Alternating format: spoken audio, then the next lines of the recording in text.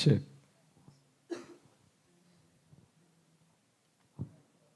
Sir audio வருது check பண்ணிக்கோங்க. Okay. Check. Check. Check. Check one. Check for audio. Check.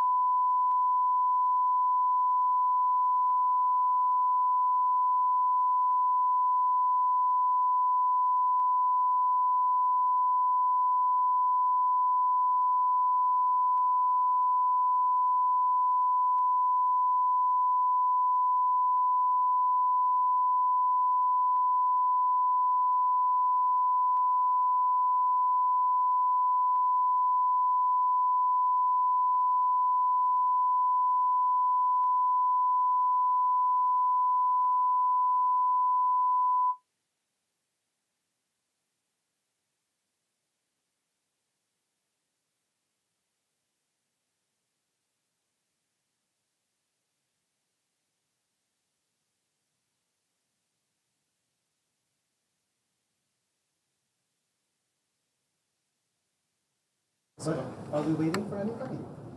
No, it's a crowd. You're videotaping it. If you're videotaping it, nobody knows.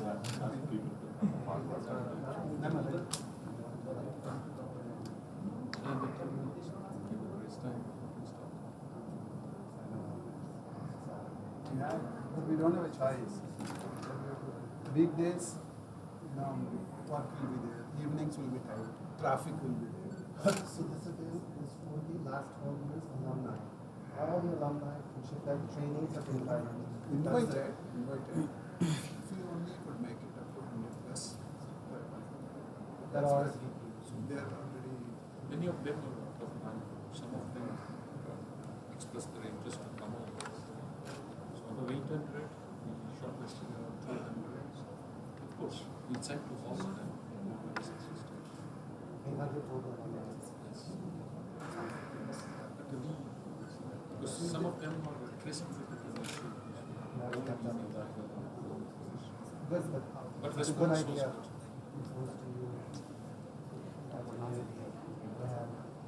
So far, not not maintaining that, not leveraging that. Whose brainchild is this? Maybe you do 10 years or 20, but not So we 12. want to Yeah, actually, and is the 10 is 8 years. see what happens is we do a job of skimming. That was the short term purpose. Towards the get of the career. It's the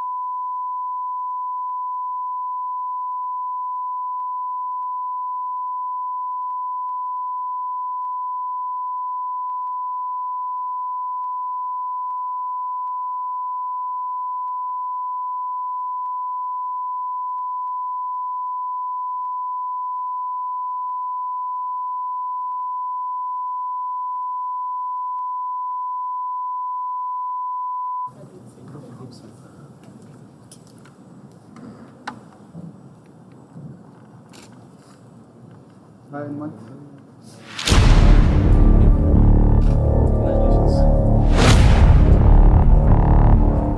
Hi, permission. Ravi. Which batch? Batch. Maybe the year. It's okay, you can just tell the Year is the last. That's okay. We That's don't okay. remember fine. That's But we okay. might have got WhatsApp messages. That is one way. PD, PD7. PD7. Before COVID. Huh? Yeah, before COVID. Hanuman sir.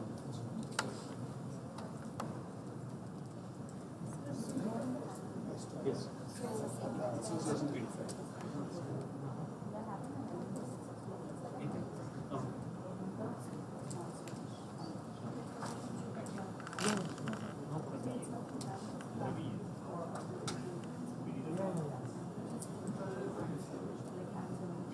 Some insights to the Which company? Labs. Labs Cube.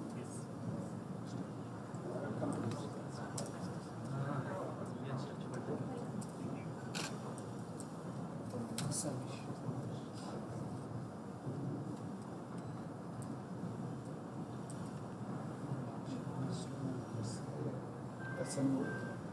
Okay.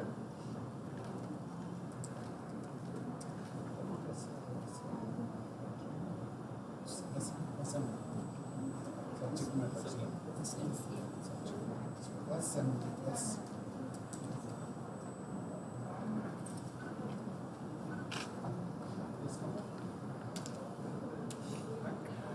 Where are usual people?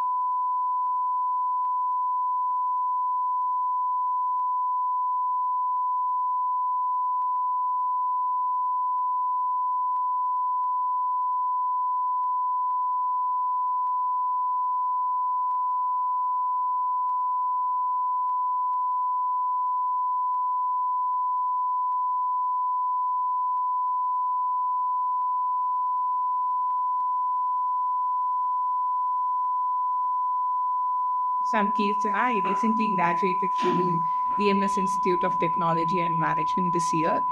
I pursued my engineering in electronics and telecommunication, and I'm a gold medalist. My engineering subjects drew interest in me to pursue a career in VLSI, and even my teachers supported me a lot, so that I went to VLSI domain. And I always wanted to get into a core domain, so which is why I choose VLSI. And then why only ChipEdge? Because my teachers gave few reference, and then they even mentioned that ChipEdge is one of the good place to pursue a VLSI backend, especially PD. And so that's why I chose ChipEdge. And then I joined ChipEdge in my 8th semester. So when I joined like a full student batch where classes was during the weekdays, and then there was a session during a Sunday. During the weekdays, they taught the lab and we got access to the tools. Sunday, it was completely a theory session. I would really like to appreciate my trainer, Darshan ma'am and Nagendra sir. They taught it really well. I got a good experience on the synopsis tool. Even though the batch was online, they taught us really well so that we got a good exposure on the tool, and the theory concepts also was taught really well, like as in it was made sure that the technical aspect of a particular topic was covered properly. Before we could start off with the actual internship project, we get a good knowledge and then we can proceed with the internship project easily. So as I mentioned earlier, the lab session was taken by Darshu ma'am. So it was like 3 day in a week, 3 days lab was taught, and the remaining 2 days doubt session. So assignments were given. We had to solve those assignments, and then any questions related to the assignment was cleared during the doubt session. So it was made. Darshuma made sure that we understand the tools, the what all the interfaces are there, and how should we proceed with the flow. So literally everything was taught in detail. So after my internship project, I was moved for the placement process, and ChipEdge provided me the opportunity to attend the Cadence interviews, and then I got placed in Cadence. So I'm very happy that I'm placed at Cadence because it starting my career in such a good company is really a wow thing. So I feel that joining ChipEdge was one of the good decision. And here the trainers, they are very friendly. Whenever you have any doubts or anything related to the project or related to any topics, anytime they are available and they will surely help us out with that. And I will thank ChipEdge Placements team for providing me this wonderful opportunity.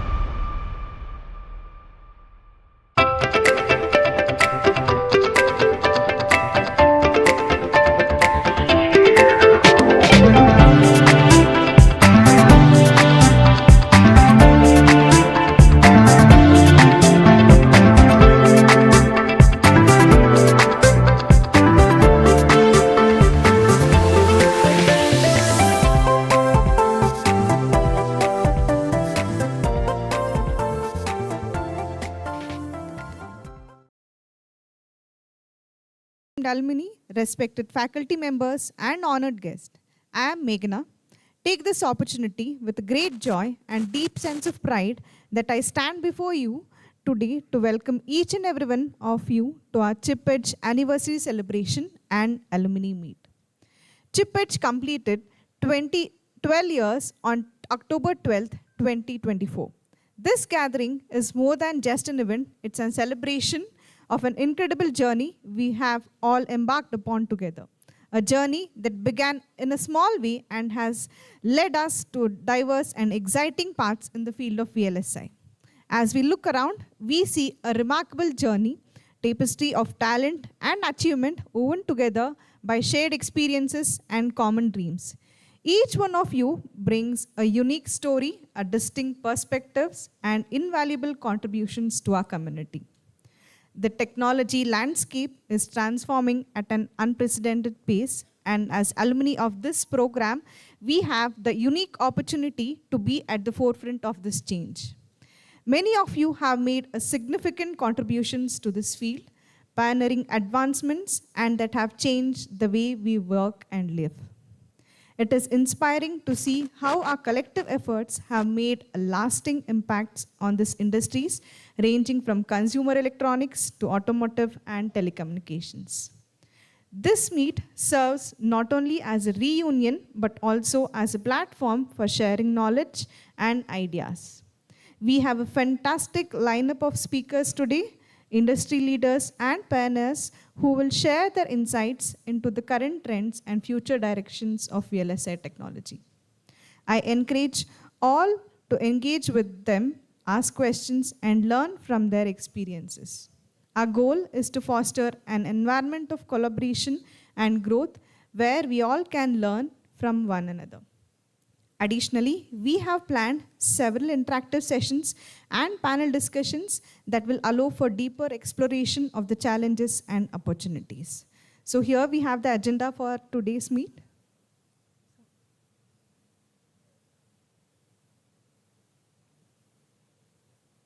So going with the agenda, we have a welcome speech, then we have a founder's message, CEO's message, keynote address, and we have an exciting panel discussion. Then we have a break, continuing with alumni success stories and ChipEdge community, alumni participation and contributions, then gratitude from the ChipEdge to the community of mentors and experts. So as we embark on this day together, let us remember the spirit of innovation and inquiry that brought us here. Let us celebrate our achievements, but also recognize the work that lies ahead. Each one of us has the potential to shape the future of VLSI technology, and together we can continue to push the boundaries of what is possible. Before we dive into today's program, I would like to extend my heartfelt gratitude to each and everyone who made this event possible, the organizing committee, our dedicated faculty, and all the volunteers who have worked tirelessly behind the scenes. Your efforts have ensured that we can come together to celebrate this shared legacy. In closing, I invite you to embrace the spirit of this reunion, share your stories, your challenges, and your success. Let's strengthen the connections that bind us as a community and inspire one another to continue our journey of excellence. Thank you once again for being here. Let's make this alumni meet a memorable occasion filled with laughter, learning, and lasting connections. Enjoy the day ahead.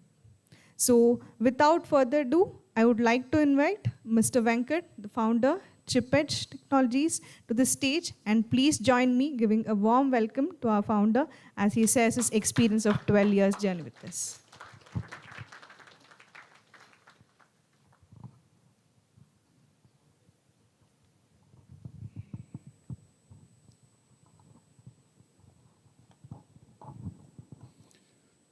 Very good morning, everyone. And very sorry for the delay. It's a Saturday. It's a challenging Saturday morning. Will be very difficult for people to come. But so we have thought whether weekday or weekend. Weekday has its own limitations. Weekend has its own limitations. So there's a trade-off we have to make. So we decided to choose weekend and morning. So though it's difficult, I appreciate many of you make it and on this morning. And some of you are still, some are still joining as we speak. So I think we are delayed, but we will catch up.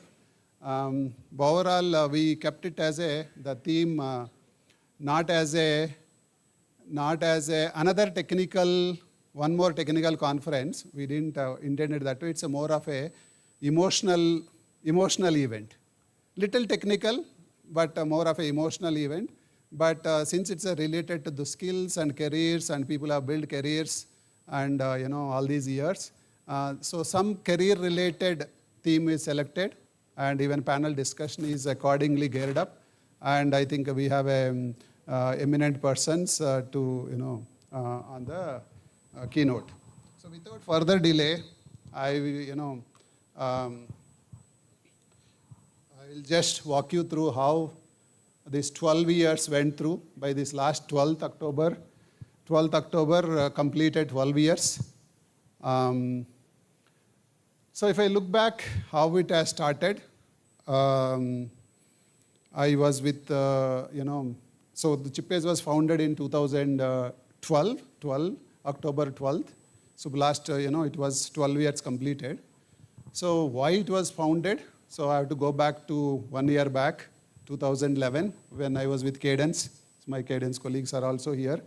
So I wanted to come out of my corporate career and free up have some freedom to use to pursue my social interests and spiritual interests, and decided to be a freelance trainer in VLSI and use 50% of my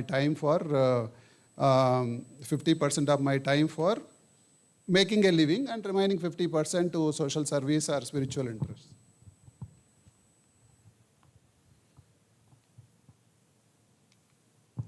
So that's how I started. That time there was a Cadence University program. Babita was there. I thought I will be a freelancer to that training partner. But beyond that program, it didn't take off. Then, which means I don't have an opportunity to teach. The reason I took a teaching opportunity is no need to worry about meetings, no deliverables, no deadlines, nothing. Just go and share your knowledge, forget about it. So I don't need to carry the baggage and running my mind, all those. That's what my thought process was. And by then I'm already into spirituality. I'm a yoga teacher. I'm into spirituality. I have a guru and all of that when my first year engineering itself. So perhaps that's a basis for me where I want to free up my time, have a freedom to do what I want to do. That is the reason for coming out of a corporate career.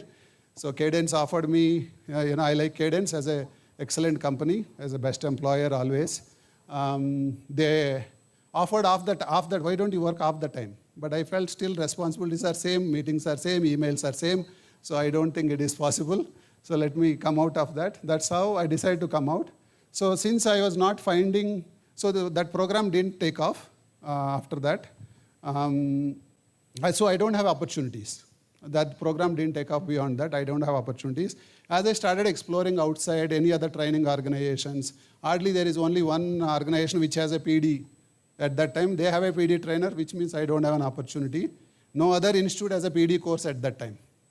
And as I explored with the colleges, some of the top colleges in Bangalore or South India, Hyderabad or other cities, none of them know what is synthesis, what is STA, what is DFT, what is PD. They don't know what is it.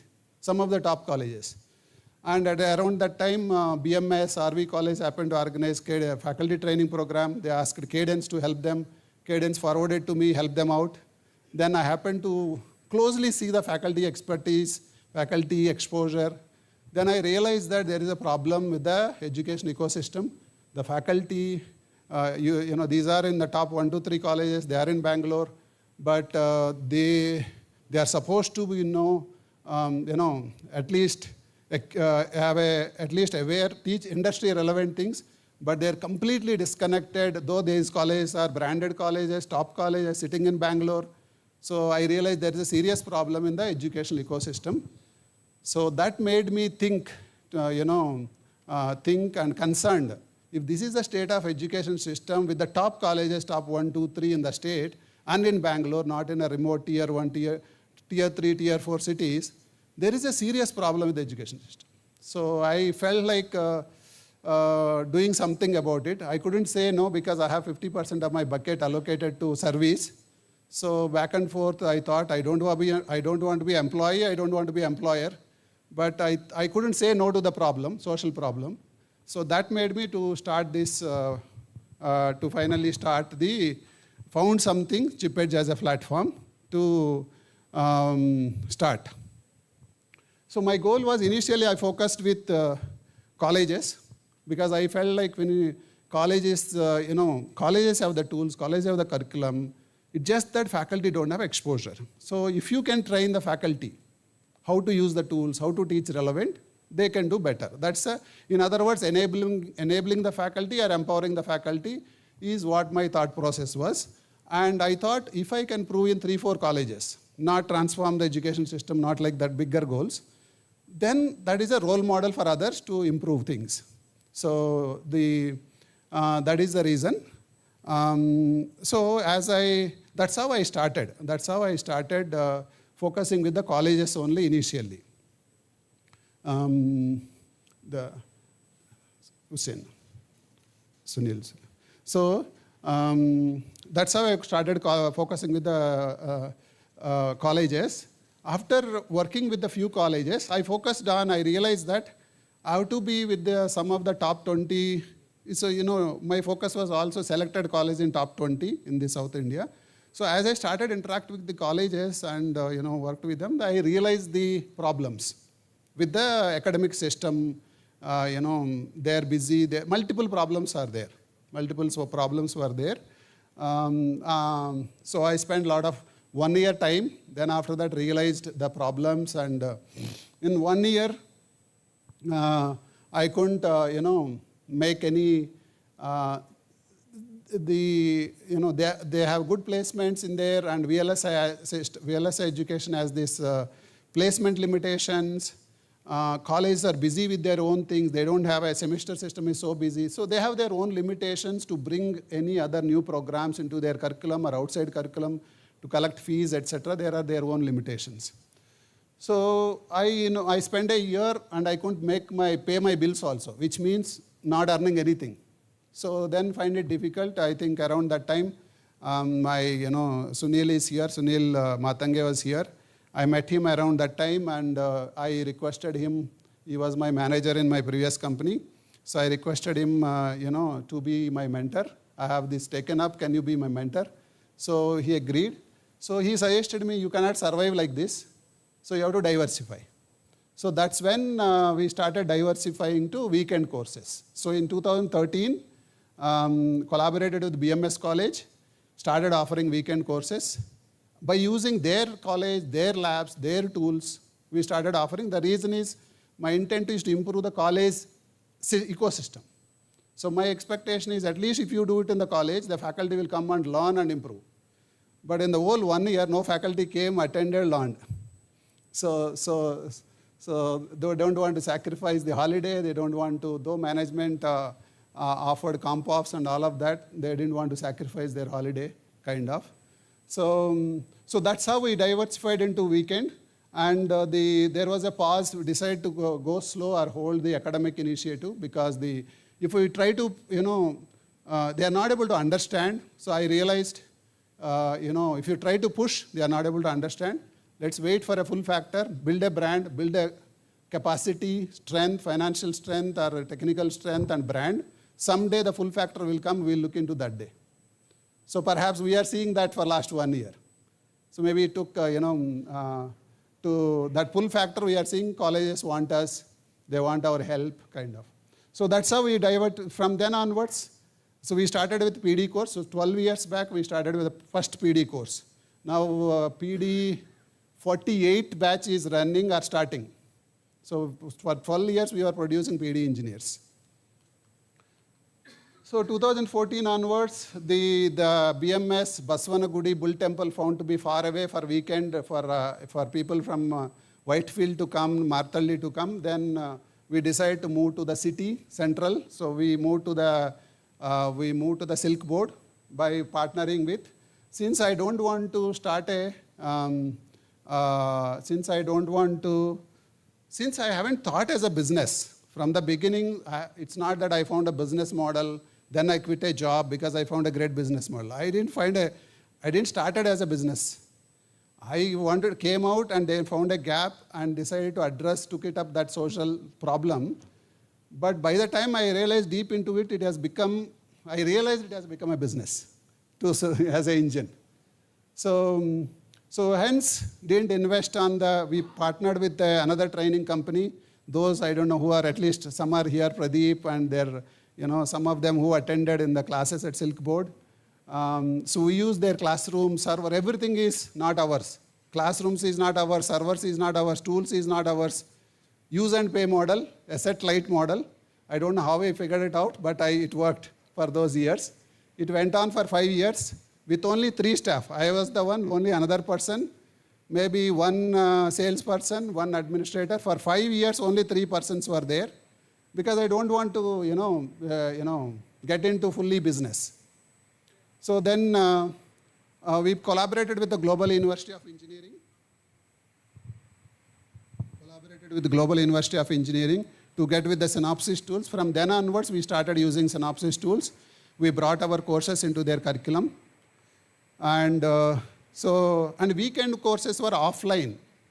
Till COVID, all our courses were running offline, whether it is a weekend or weekdays.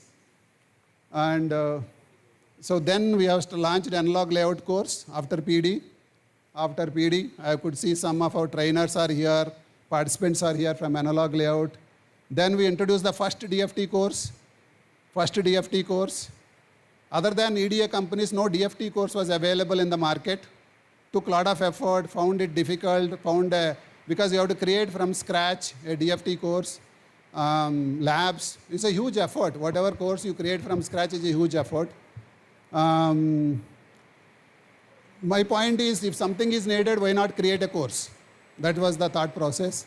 High-speed I/O design, so nobody has that course. Then low-power PD course with sign-off semiconductors, we have launched a course.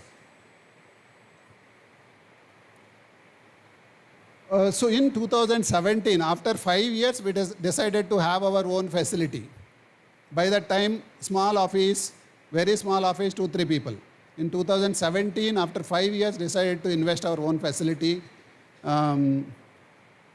Started classroom or offline. So this is the first time after 5 years we started the offline courses. Till then, no offline. Only no fresher courses, no offline courses, only weekend courses.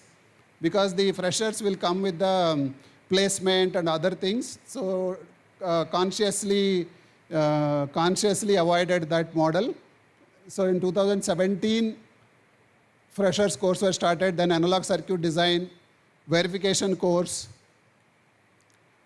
In 2018, Synopsys enabled us as a direct, with their own tools. So till that time, it was a partner. So in 2018, got tools from Synopsys. They got a special approval from US for us. You are doing good job. We will definitely support you. We don't have a policy to provide a training organization. So, but we will get approval. They got an approval from US vice president level to get a Synopsys tools. So that's how we, from 2018 onwards, we are a direct, we are using Synopsys tools as a direct partner to Synopsys. So since my academic initiative into the backseat, I started involving into talent committee at IESA. 2018, Vivek Pawar was the chairperson, Sankal founder was the chairperson at that time, so he pulled me in. Of course, we have some members, I could see some of them. Sunil was also there in that committee. So I thought we will address this problem again, this academic, through the IESA body. So we tried for 2 years. Of course, if I want to say we couldn't make a lot of progress, that's a different separate topic. So there is another course, Synthesis STA LEC course, which again, you don't have it in the training organizations. You have EDA companies have either synthesis or STA or LEC course, but not 3. So we have that introduced for the first time.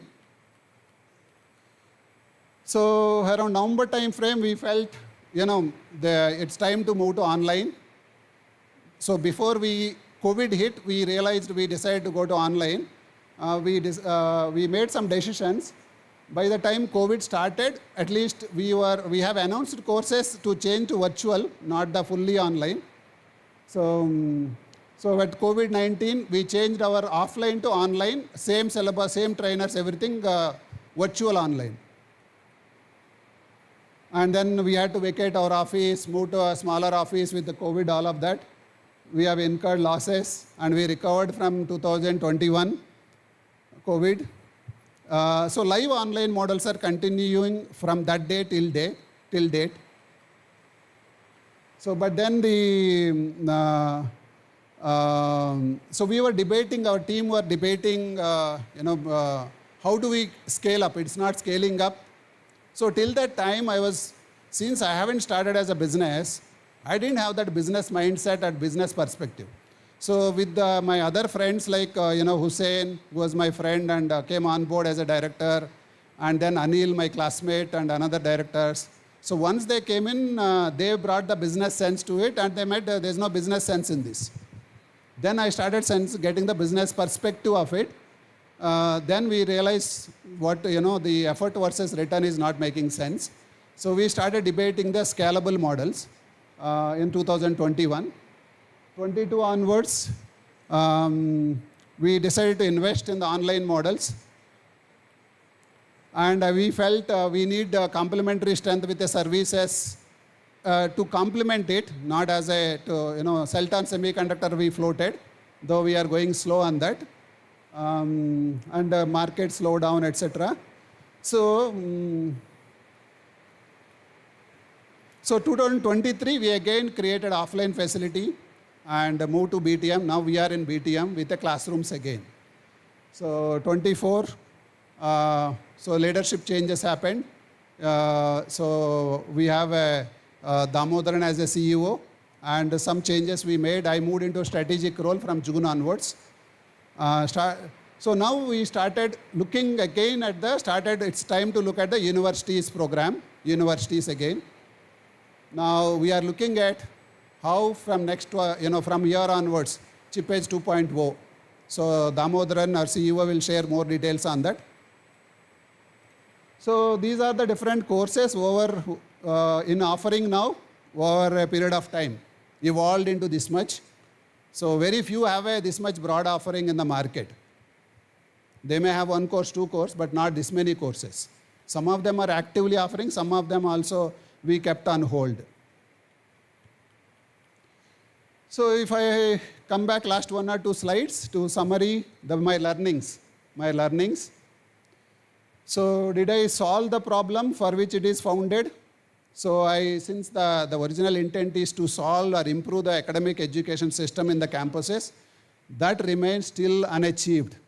So so that is still an open, unachieved goal for me, for which it is founded. May have achieved something else, but the original problem remains the problem only.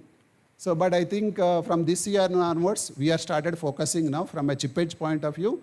Also as an individual, I have some free time where personally I can put my time. So now we are looking at how do we solve that, the improving the campuses, or taking the education to campuses, get into the curriculum level, because that's a way to go, we realized. So role of board members, I think with my and other thing I want to inform, I think I have this chronic health issue, headache issue, which was troubling me all these 12 years. Because of that, perhaps we could not achieve the way we should have achieved for our brand or capacity. But I kind of survived or moved on. And with the help of support from our advice from the board members, seasoned board members, or friends who are friends like Hussein and Sunil are here. Anil is in US and Damodaran is here. So they were kind of advising, with their advice, kind of survived and come this far. Without them, which will be difficult, I thank them. Without them, will be difficult. So on the contribution, though the academic was the main goal, but I have the satisfaction of contributing to the industry with skilled engineers. There are here, some of you got trained and got into your VLSI careers. And some of you are freshers, you have built careers. Some of you are working professionals. We are the first one to start a weekend courses for working professionals 12 years back. And even today we are leaders in that, I can say. I think there are senior people also who comes with with a 10 years experience, come to the course, learn something and upskill themselves, they got benefited. And I had the opportunity to work with the seasoned people, passionate trainers who want to share the knowledge. I learned a lot from them. And for them, gave an opportunity for them to share also, because that platform was missing. So many people have, it helped to fulfill their satisfaction, fulfill their, knowledge sharing ambitions. Financial, even I haven't received portion of my industry salary. If I have to check how much I received from my industry salary, it's a portion, not even 1/4. But I have never looked at or compared that way. But I was happy with what I am. My expectations or lifestyle is simple. Perhaps I was never bothered. But many people go back. Many people started training organization, they go back. Or they create service organization, they succeeded. But I didn't go back so far. I'm only moving forward.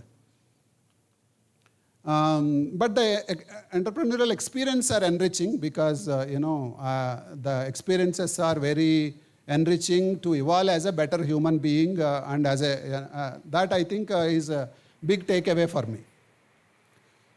So other thing is, I know that there is a money in the services business. With my health limitations, I could not venture up into the service business, consciously. So on the VLSI training as a business, we have realized it's not a great business model because the industry is small. Unless you have a scalable business or you have a services business. Either you should have a services, complementary services business, or you scale significantly bigger numbers like a tech company. Either of these one should have. Only training is not a good business model. This is what my learning is.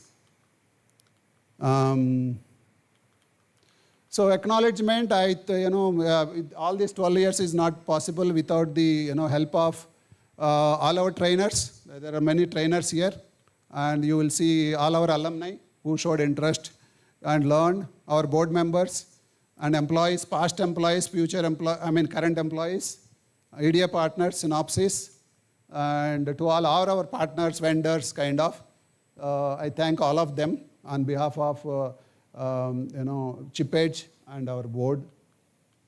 So last one, this is the board now. So initially it started with me.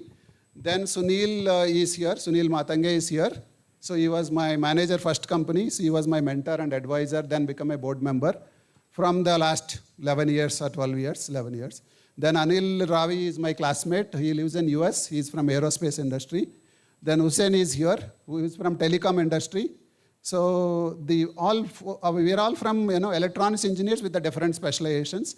So Damodaran joined as a recently with experience from aerospace and embedded. So we have a strong board. We have a now bigger ambition now to kick off. That's why Damodaran and a tall leader is here. So now he will share how he is looking forward, where we are heading or want to take, looking from here onwards from the journey from here onwards. With that, thank you everyone. We will connect as the day progresses.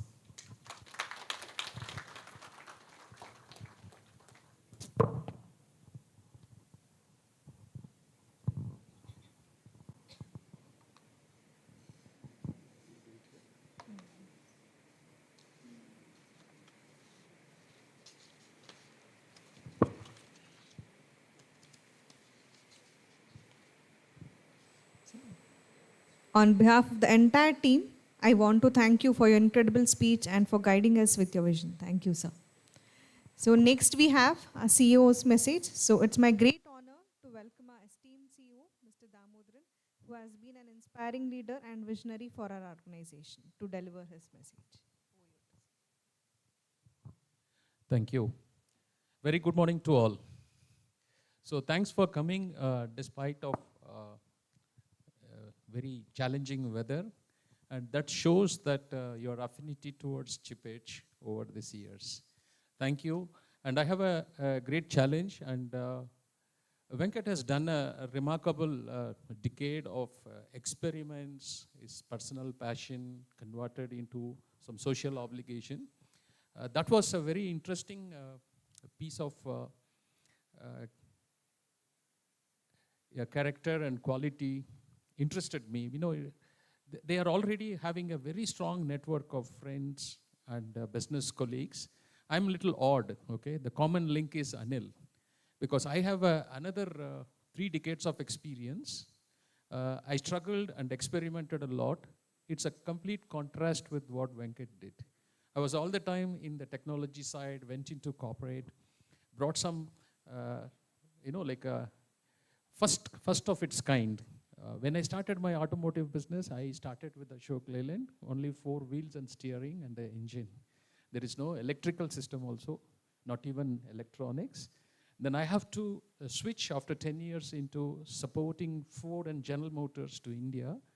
We had a big challenge. We had only 2 car models, and we have to design Hummer 2 as the first project.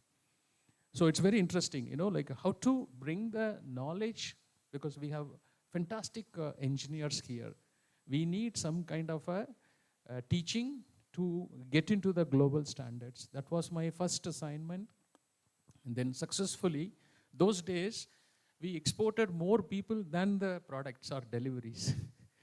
there is no ecosystem available. So I had a team of 500 people, but my offshore or the on-site team is 1,000 plus. So they are all in different car companies. That gave a confidence that India can do. Then with that experience, I came to aerospace, being a mechanical engineer and turned into a system engineer. This is one area left out on the chip design, but I'm learning along with all of you. So what I am promising here is, see where Venkat brought here, it has to go for a long way. It is a very, very interesting technology. I can compare this with the medical, etc. So the new chapter begins. First of all, thanks for inviting me to be part of this board and taking this challenge. Thanks to the board of directors. So while we are celebrating the journey, 12 years is not an easy thing, because you would have heard from Venkat how we went through. So far, we have managed to get around 4,000 plus, 4,500 plus engineers. But this is the past, okay?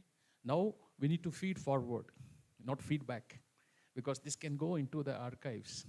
But what we are going to do as a feed forward, many of you know the new term is no more feedback. It's always feed forward, because it's a history. Sorry, I thought of putting some quiz. Maybe because of time, we will do during the tea break, just to keep you alive. So, as you heard from Venkat, it is not a business. It is a kind of a vision, with the commitment. The commitment is the very important thing. Foregoing with all other things, but he want to go in his goals. Sorry. The focus is, working on innovative and hands-on, because in electronics, you are not going to see many things. If you are a mechanical engineer, you can touch and feel, drop, and sense, smell, all those things. But we are in an industry where everything is logical, and your VLSI itself had a very large scale of small diodes. That much of electronics is my awareness. So to bring the skills, it requires a very, very strong foundation and collaboration with the industry experts. So with this, we started. Now, how we can scale, that's important. We have a prototype, we have a model, we can generate every month or every quarter 100 skilled engineers, but the demand is much more than 100. So now we need to have a confluence of technologies and tools to how to scale this up without compromising the quality. So key contribution to the system, which is remarkable, 12 years back, there is no discussion about semiconductor fab in India, but India produces the quality engineers. They produce quality chips for the rest of the world, okay? And later they started doing this from India as a offshore services. But all these things are, our signature is there in the flagship companies in this industry. Now, it is time for us to go to the next step. You will be hearing a lot of discussions happening from the government that there is going to be a fabrication. I know that it is going to take a long time. When I started my earlier career, okay, for example, Make in India, Rafale plan, still we are not able to make it. I did a longest project plan for 25 years, but it didn't take off because such a complex environment it is. I can relate. Chip industry also very similar to that. What is important here is we have started. It will have a long way. I'm waiting to hear very interesting speech from Dr. Satya and other things because they are going to deliberate that. Continuous evaluation is the key for the industry demands. But for us, like how Venkat put 12 years before, an ambitious plan to bring this service to the industry. Now, along with my colleagues and friends, we are taking how to reduce, what we did in 12 years, 4,500, close to 5,000, cut half, Moore's law. Half the time, double the number of engineers. That is the oath we are taking it. definitely we want to put ourselves into this task with the support of well-wishers. And this is not possible one-on-one, like first we need to create a community, interact, like deliberate, get the feedback, because industry, academia, and skilling institutes like us definitely join hands. But I put a number because I like always put the dot on the moon. Then only we can draw a line and work on that. So we put a number. We need to go in next 5 years, produce high quality 10,000 engineers is my ambition. And I'm confident with the support and advice of the directors and the staff, we will be able to achieve it. So core programs, I don't want to get into the details, but very important thing is we need to move from the college classroom to, like take it from the industry, because they are always visualizing what is coming in the forward. So we need to take it into, and we ChipEdge kind of organizations should interface this properly. I think hands-on approach is slightly missing, which we need to improve, bring more use cases, problem statements could solve this problem. And the placement opportunities is very essential, but that is not the only criteria. When we focus on other skills and absorption capability, placement is a byproduct. So real world impact, like I just want to once again reflect this 12 years of existence, the graduates in our country who got associated with us or a similar institutes definitely contributed to the development of cutting edge products, because if each one of you walk through your memory lane, definitely you will see when you started to now, your contribution would have been in a product and sold in millions. That's a pride. And students are a little bit clear. We are not reaching that percentage, but still it's a good thing. Like students are able to touch and feel that whatever efforts they are putting, it takes them to a good job. I'm also looking beyond this, okay? You got your first job, but you go to conferences, you get to know about your industry. Probably if you are in a training industry, you go to a service company, from service company to the product company in a healthy way. So this kind of a network will definitely pave way for that. I'm not encouraging for, cross-poaching from the brands, but I'm saying a very open discussion, okay? And we also need to understand, because I'm a person who experimented myself. I started as a mechanical engineer, not even a graduation from diploma. Then when I went to the product company, I felt that I need to upgrade my skills. But instead of focusing on mechanical, I went into the digital skills. So from BITS Pilani, I did my bachelor's and master's in a distance learning program. Then I found that I went into a different industry, from a truck industry to car industry, then aerospace. What is common is your continuous upskilling. And even now, I'm a student. I'm doing my PhD in cognitive artificial intelligence, how to abstract the human intelligence into the systems. This is applicable not only for chips, everywhere it is there. So most important thing is we need to be aware of all these technologies, and there's going to be a special panel discussion on few of these topics. And you can't do alone. We are in an industry, it is an ecosystem. This I learned very much from the automotive industry, aerospace industry. In aerospace industry, they talk different language, their drawings are in different language, but all of them work on interface points to make such a huge aircraft engineering, okay? Expanding partnership with the research institutes, and we need to think beyond specialized programs, because we, as institutes, we need to have a flavor for future topics as well. Of course, Venkat thanked, and we are also thanking through various forum, thanks for alumni, because of you, we are getting an experience, and every batch we learn, not only you, okay? That pushes us to get into curriculum. We also collaborate with the industry and academia in terms of, how we can go beyond our ChipEdge campus also. We did some experiment with the local university here. And Strong industry and academic partnership, I've been talking for the last 25 years in various domains. Okay, this is very, very important. In my early career, I was a project guide for more than 300 projects. Because every time I become a guide, I learn a lot. But students think that I am contributing something. It's not the case. Every student come with a very brilliant and like a new idea because they never got these problems. For them, it's only how to innovate. But as an experienced engineer, we always learn. So we continue to do that. Definitely, we are going to do in ChipEdge also. Partnerships with the university, because sometimes, what happens, our association with the university is a point to point. It's not going to help. So we need to have a long-term relationship. That means we need to work together for the improvement of skills, not only the students, but also to the faculty development.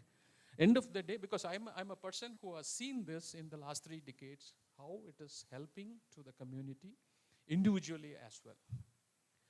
And it's not like a punctual or one sort of things, like you go to some seminars and we need to have a very close association with a common mission that will take us. Looking ahead, definitely our focus, today everybody is talking in India because starting from Prime Minister to the states, everybody is talking about what is the importance of VLSI. We personally see in many industries, for example, for lack of few power chips, several thousands of cars were not able to roll out of the factory. We had a very huge dependency. I think that has opened up the eyes of the government and many people. Let us start with the simple power chips, like a homegrown chips. Afterwards, we can go. Expanding the technologies also we have to use. I'm a big fan of digitalization and process automation. Today, our problem is not the quality, but scale. How to scale, how I can train instead of 40 people, how I can do for 100 or 200 or 400, because that much of raw material is available with us. That's one point. And this we need to use it in our skilling programs also. So we have done a few such experiments in my past. I'm sure that I'm going to succeed in this skilling programs also. And commitment, the industry's growth, we have to first have a commitment and show our interest, and the industries will definitely come and support us. So with these few words, I welcome you all again for this. It's a dual event. We are celebrating our 12 years at the same time. We want to create this platform. I'm going to talk to you again how this can further go into building a community or a network which can have a long-lasting relationship. Thank you very much. Enjoy the rest of the day.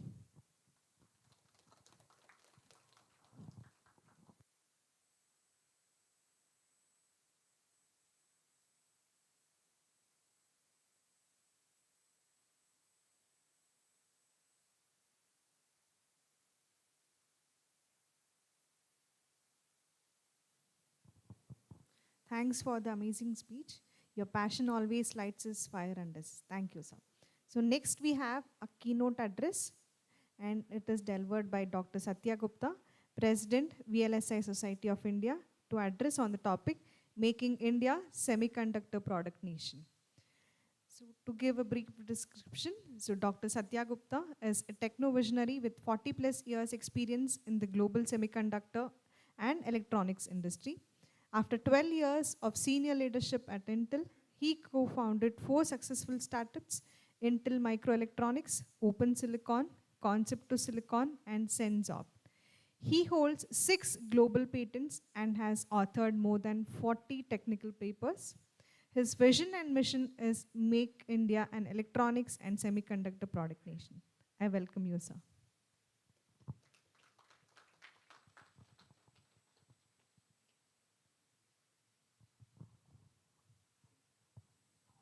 Good morning, or I think we are about to be on noon. Thank you, Venkata Damodar, for inviting me to your basically 12-year celebration and way forward. And thanks for everybody else, Sushma, Sharad, everybody for joining. So I'm going to talk more about basically there has been so much buzz about semiconductor and by corollary electronics too, right? So we as a country had made a lot of progress basically in manufacturing and services, but the one piece which is finally going to drive country toward Atmanirbharta is the products. So that's going to be the topic of my discussion, making India a electronics and semiconductor product nation.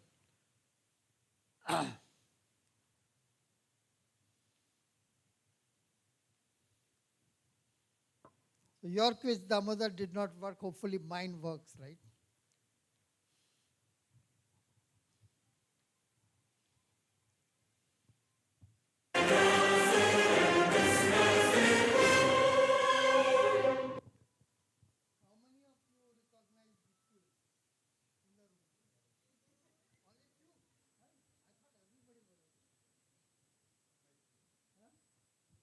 Mine, yeah.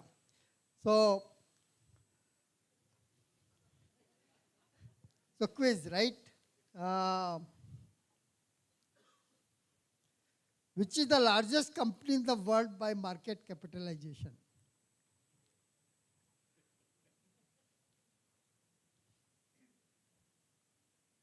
Okay. NVIDIA is one. Anybody else? Anybody else? So today it is Apple. But these companies were put here for a reason, right? They are the three companies which are probably about $3 trillion capitalization. And they happen to be all having a significant, basically, semiconductor chip companies. They may be known for some other reasons, but today if you look, Apple is top 10 fabless companies. NVIDIA is obviously a semiconductor company. Microsoft also probably in top 10 semiconductor companies because we may not know, but they do so many products for their Xbox and other data centers and so on and so forth. Okay, the next one. This all of you should know. If you know, you all fail, right? Who invented the first semiconductor transistor?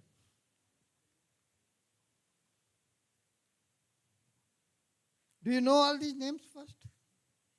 How many know these names? Okay, so which one of them invented the first transistor? Okay, anybody else?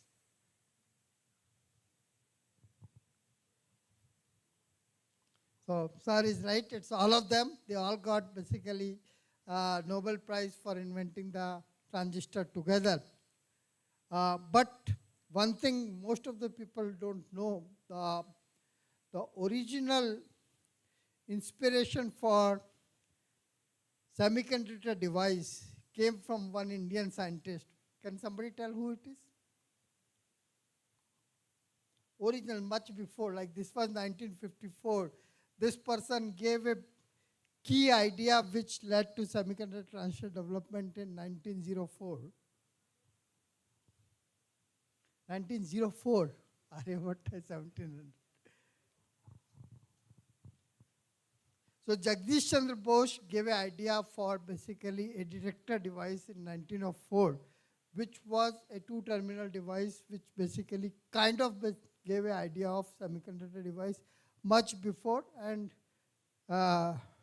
these people, when they got the Nobel Prize, they mentioned that basically the inspiration for transistor came from the original research from J.C. Bose. So India has some contribution very early.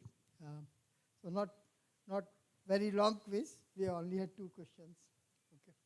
So now if you look at India, right, in 1980 when we were trying to launch the first rocket, the nose of the rocket was carried on a bicycle by Kalam and other friends of his because there was no vehicle which could go to the launch site, right? From there we have come to the point where basically probably India is one of the major power in the space and the first to land on the moon, right? So that is the pace of development which has occurred over the last 45 years, right?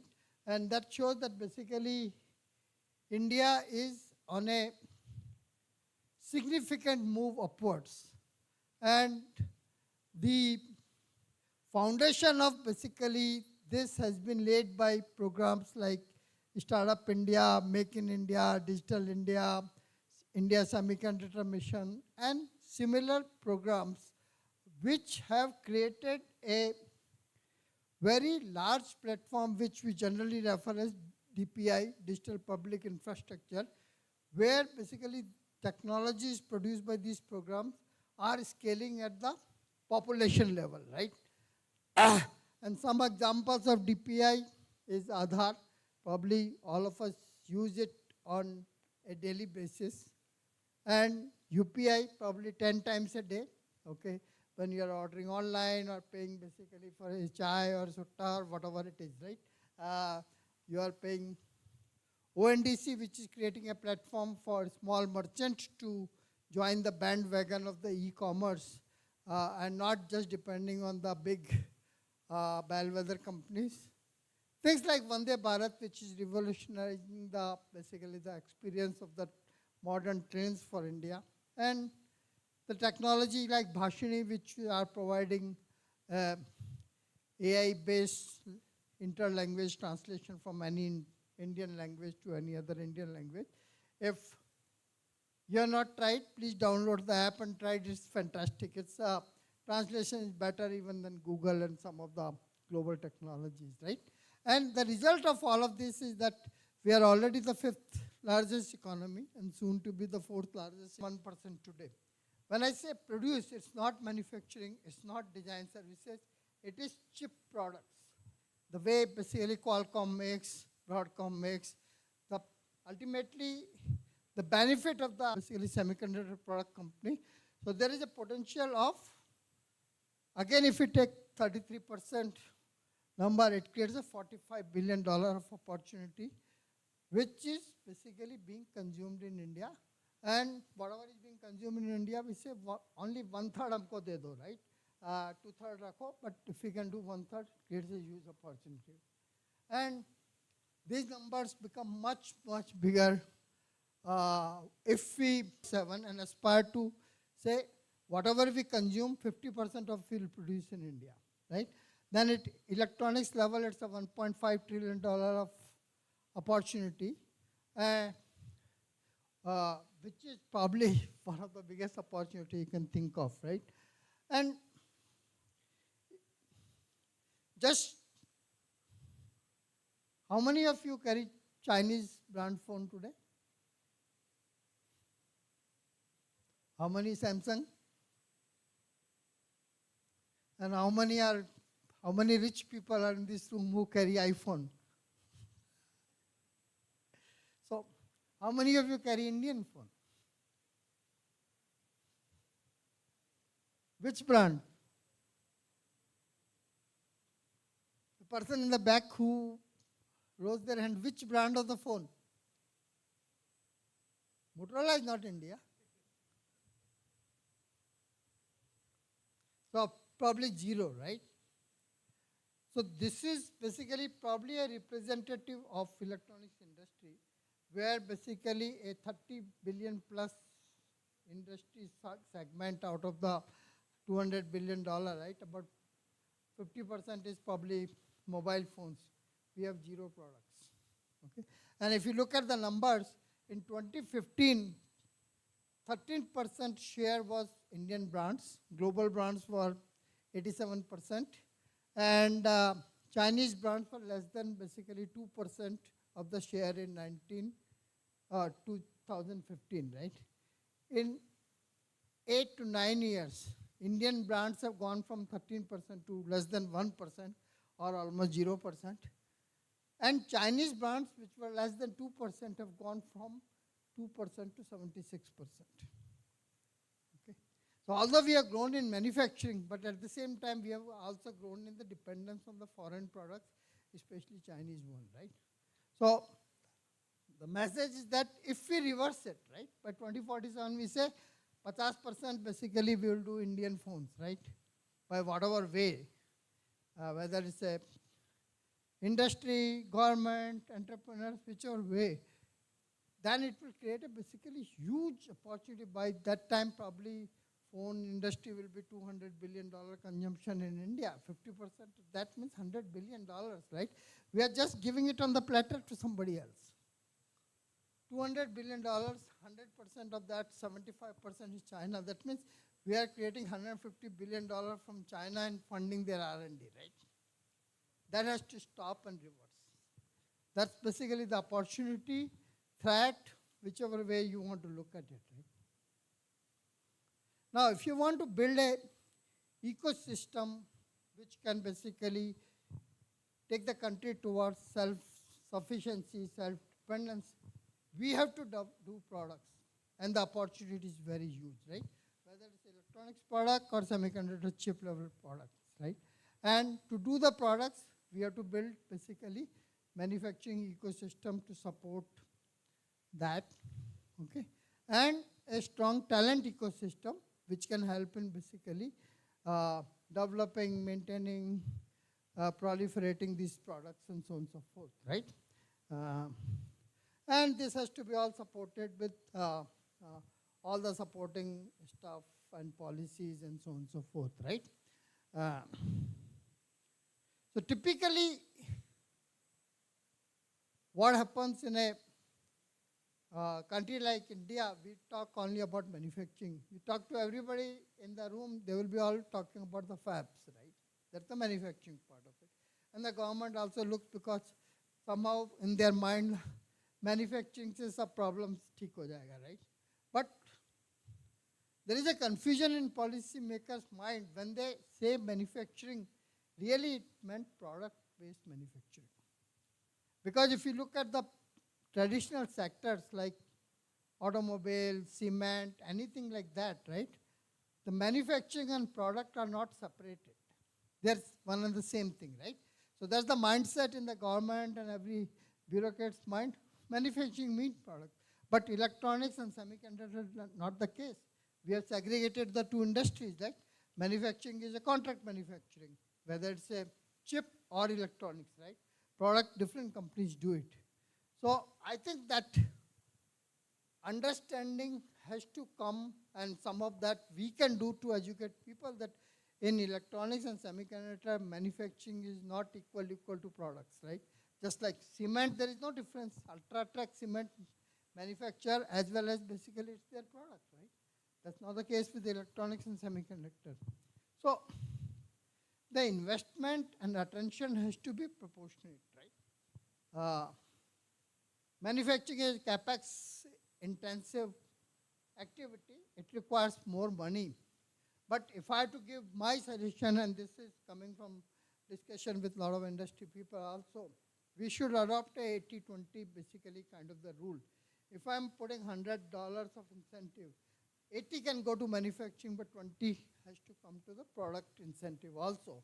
So when India announced India Semiconductor Mission with basically $10 billion, how much was it for product? 100 million only, okay? Which is basically, it's about less than 1%, right? It has to be about 20%. So 10 billion total incentive, 8 billion goes to manufacturing, 2 billion comes to the product. That will change basically the scenario of the product development. Not just 100 million. Sushma was there in MIT that time when basically all these policies were being made, right? But we all have been talking that basically we have to give a proportional, but there is no guidance that, but so we are trying to create this narrative, 20% for product development, 80% for manufacturing, so we can create a balanced development in the country. Already talked about it, but all of them are product companies. They are not manufacturing company, they are not services company, all of them are product companies, and they are the top 3 companies in the world. And probably the first time in the history that 3 semiconductor companies are top 3 companies in the world, right? It has never happened before.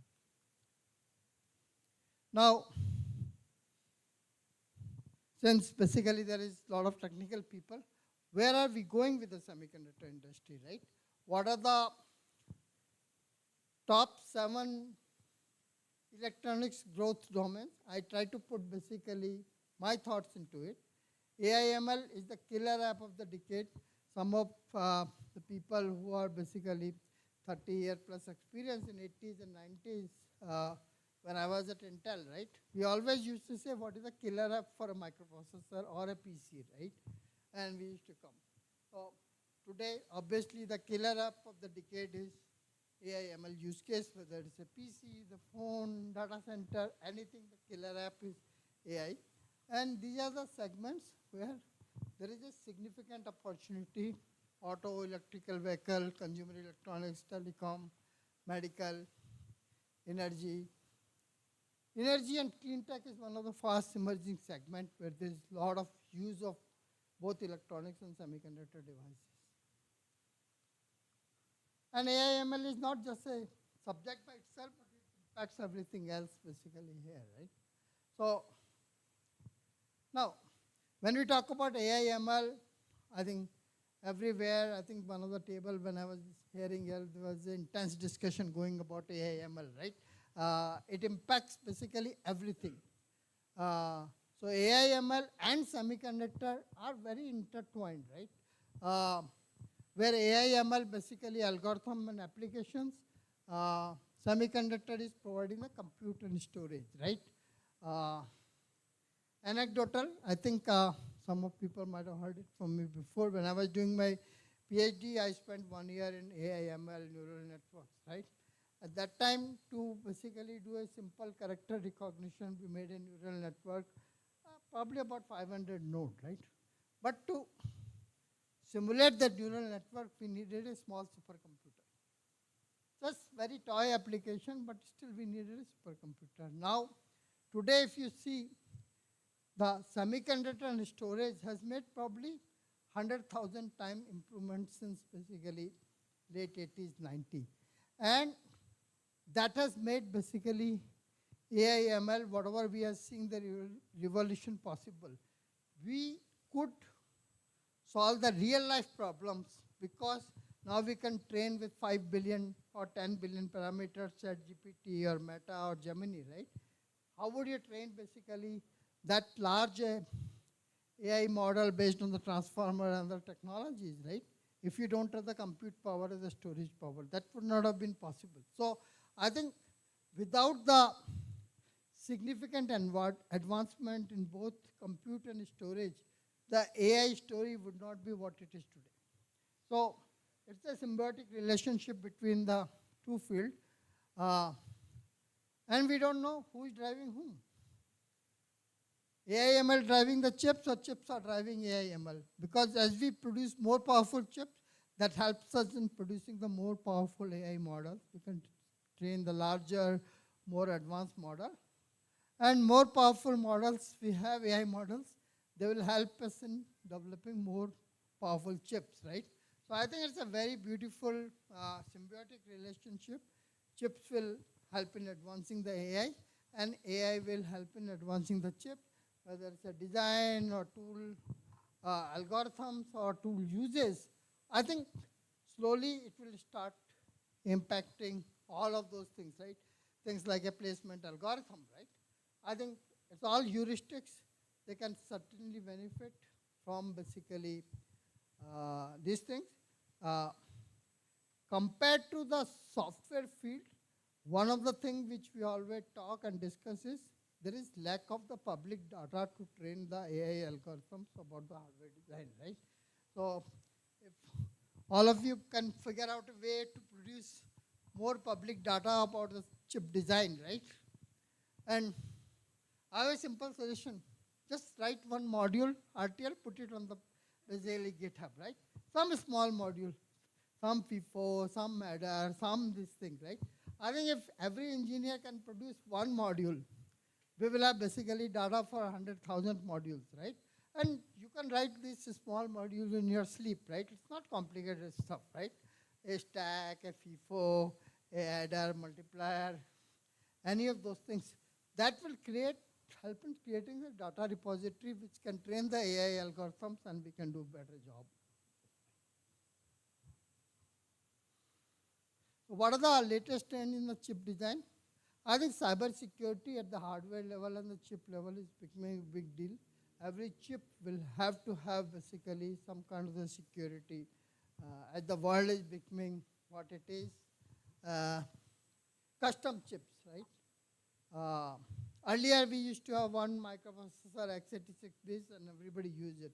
Now everybody wants a custom chip. A car guy wants their own custom chip. Data center one guy wants their own custom chip. And the system companies are driving it rather than semiconductor companies are driving it. So that opens a different vista for avenue for all the product companies to do different type of the chips, right? Architecture exploration. I think 20 years back we all said one human architecture, fetch, instruction, decode, execute, dispatch, right? Now there are so many different type of the architecture. Maybe probably because the needs of the AI is very different. We have neuromorphic architectures, we have systolic architectures, in-memory computing, so many different ways of basically using the chips and designing the chips, right?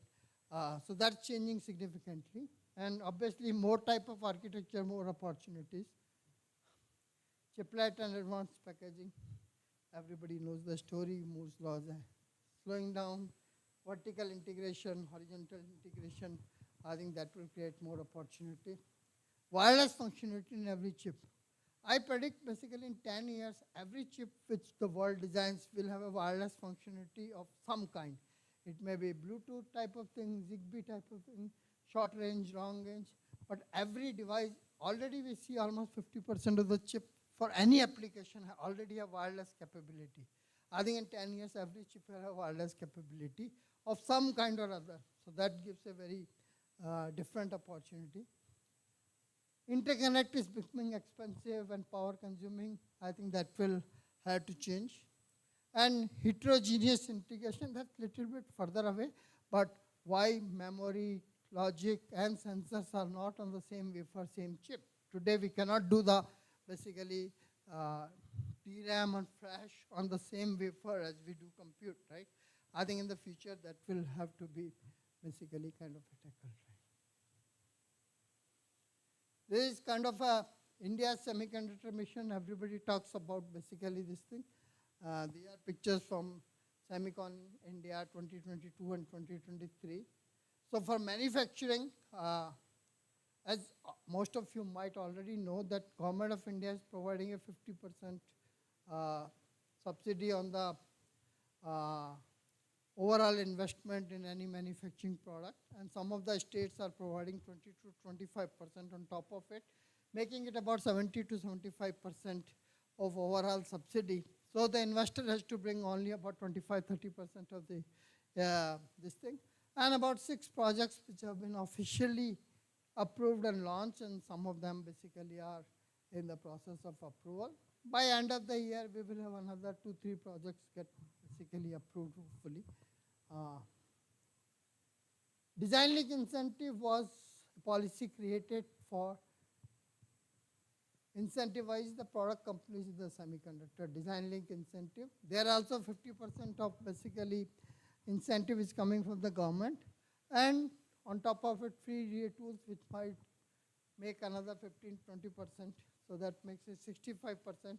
And some of the states are also started adding it up, like Odisha has given 20%. So 50 plus 20 plus 15, 85%, right? I think it's a pretty good deal for basically anybody who wants to do a chip design company. And typically, I say that with all this incentive and support being provided from the government, now doing a chip startup is as easy as doing a software startup. You have 3 guys, an idea, and a laptop, and you can go to the beach and start coding your chip, right? You don't need a basically huge infrastructure or basically entry barrier, right? 85% of the cost nowhere in the world is happening that way, right? So about 24 companies have been approved under DLI scheme, and more on the way. Third pillar, we talked about the talent. I think there is a huge demand worldwide for the semiconductor design and manufacturing engineers. I think if you talk to any CEO of any global company, I think the top 3 topics will be availability of the talent for growth and basically all these things. So it's estimated that we will need, can you give me some water?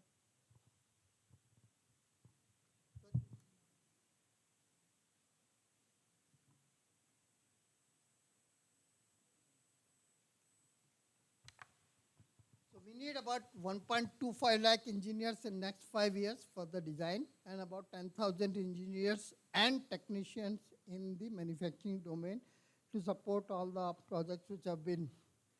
So now to make this happen, Government of India as a 4th edition of the SMDP program started this thing called C2S program. About 215 institutes have been supported with the state-of-the-art EDA tools. I don't think anywhere in the world this large number of the institutes are supported by the state-of-the-art tools provided by the government. I don't think US has it or any other country has it. I can't say about China, but barring China, this is the largest such program where you have access to tools from Synopsys, Cadence, Siemens, and everybody else. So there is no need to go to open source tools and things like that. You have access to what our industry and everybody else is using, right? Second thing is that I think some of us worked in 2020 and 2021 to convince the government to start basically a undergraduate program dedicated for chip design and VLSI, right? Obviously, it's called electronics and VLSI design because our country had probably created EC branch 20 years back, and after that, there is nothing new, right? And if you look at EC branch and look at the C in the EC branch, nothing happens there. Right? It's called electronics and communication, but how many graduates of EC goes to the communication company? Maybe 100, 200, right? There is hardly any impact. So I think there was enough convincing argument. So government agreed to, AICT agreed to offer a new branch for electronics and VLSI design. And based on my understanding, and Sushma can correct me, almost 350 colleges have started or decided to offer the undergraduate program in chip design. 23-24 academic session, it was about 130 institutes. 24-25, there are another 250 joined. So it's reaching almost to the 400 colleges, right? And MTech program has been running, more people are offering, almost 470 institutes are offering. Obviously, even if you take very small amount of student produce, in 4 years' time, when basically the first batch comes out, right, or 5 years' time, we'll start producing 10,000, 15,000 students who would have gone a 4-year undergraduate program. This is again very unique. I don't think any country in the world has such a large undergraduate program in chip design, right? India is the unique position in that way. And to support all of this, basically, government has set up the Chipping Center at CDAC, which can help with the EDA tools, manufacturing, packaging, and any other activity, right? So I think India is very well poised to be basically the talent factory for the world, both for domestic product companies as well as the global product companies, to provide both design and manufacturing talent. Manufacturing still basically the job opportunities are coming up because the factories have to start it. But I think by 2030 we will have a need of about 2,000, 3,000 engineers and about basically 10 to 15,000 technicians who will run the factory and so on. So now, to achieve this thing, right, we need to create a balanced strategy between manufacturing and products, right? If we do too much of products and not supported by manufacturing, that's wrong. If we do too much of manufacturing, no products, then also it's wrong.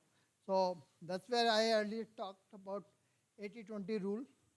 Spend basically 80% of incentives on manufacturing, but proportionally put 20% of incentive on the product, right? So schemes like DLI and all those things need to basically raise to $2 billion of investment from the government, not just $100 million or $200 million, which we are thinking.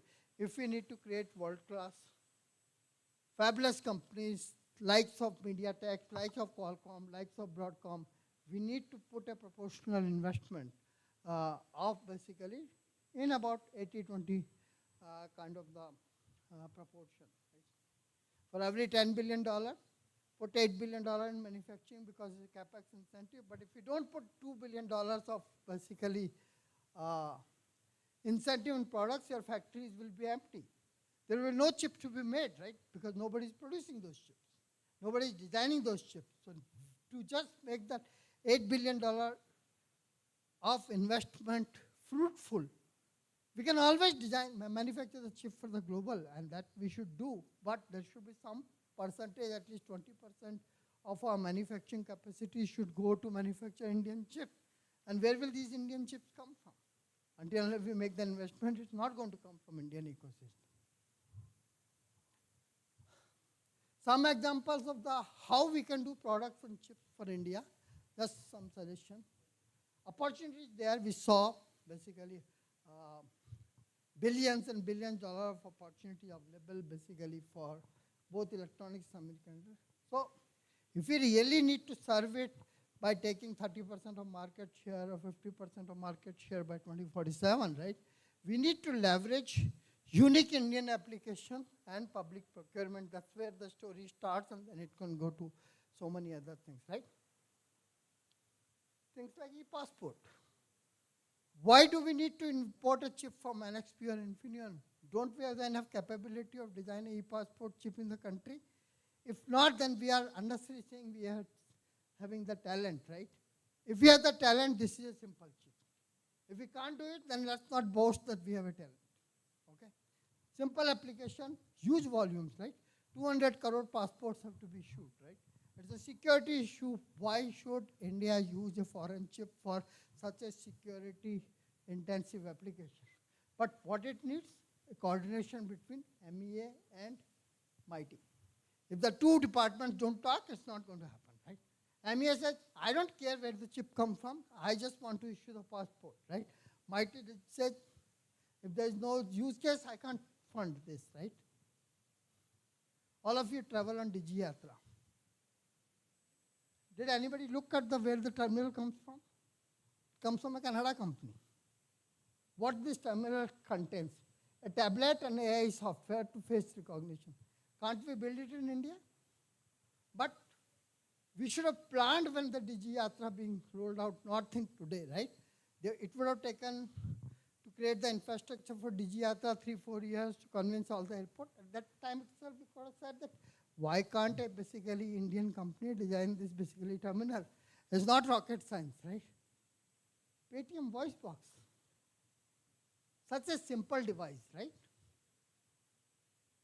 600 rupees ka aata hai. But why do we have to import this damn thing from Shenzhen? Every device is imported from Shenzhen, right? We could have planned it, basically that voice box will be needed 2 years down the road, right? And created an Indian company or an Indian basically incentive for create such a product, right? If we don't do it, we can just keep saying big opportunity, but no realization of opportunity. We have to work on it, right? Security, all kind of applications, right? Personal level, home camera chip, city level, border level, data center level, everywhere the opportunity is there. And security, we can always say, we have to have an Indian chip, right? We can mandate it. Automation, robots in all the directions, the home cleaning, home cooking, industrial, semiconductor, manufacturing, everywhere robots are needed, right? Power electronics, including two-wheeler EV, four-wheeler EV, not just that, right? Simple charger, UPS, white goods, your microwave, industrial, four-wheeler EV, renewable, railways, data center, applications are everywhere, but we are not designing Indian products for these applications. We are happy to import and do the system integration, right? We need to basically take this opportunity. I think all the talk about the fabs on the compound semiconductor, silicon carbide and GaN, it can be not, we talked only about EV, but it can be used in all these products. UPS is a unique Indian application, right? Why can't we do that basically here? If not chip, at least the system we can design here, right? Drones, huge opportunity, whether it's security, agriculture, entertainment, everything, huge opportunity. We feel it's basically $2 billion opportunity, and Idea Force type of companies have paved the way, but we need to basically go beyond that, right? Trains. I think we are not explored basically use of electronics and semiconductor to the fullest extent in the train. Every day we are hearing about a train accident. Why can't industry gear up and say that we will provide, why the railway has to provide kavach, right? Why can't industry provide kavach? It's a huge opportunity. It's a $10 billion opportunity, implementation of kavach across all the railway tracks and all the railways, right? It's a $10 billion opportunity. But I have not seen any industry, any semiconductor company talking about, yes, we can help in implementing kavach, right? Why not?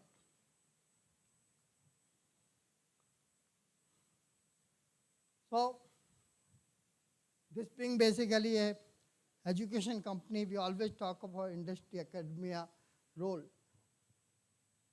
The whole system starts with a quality education, right?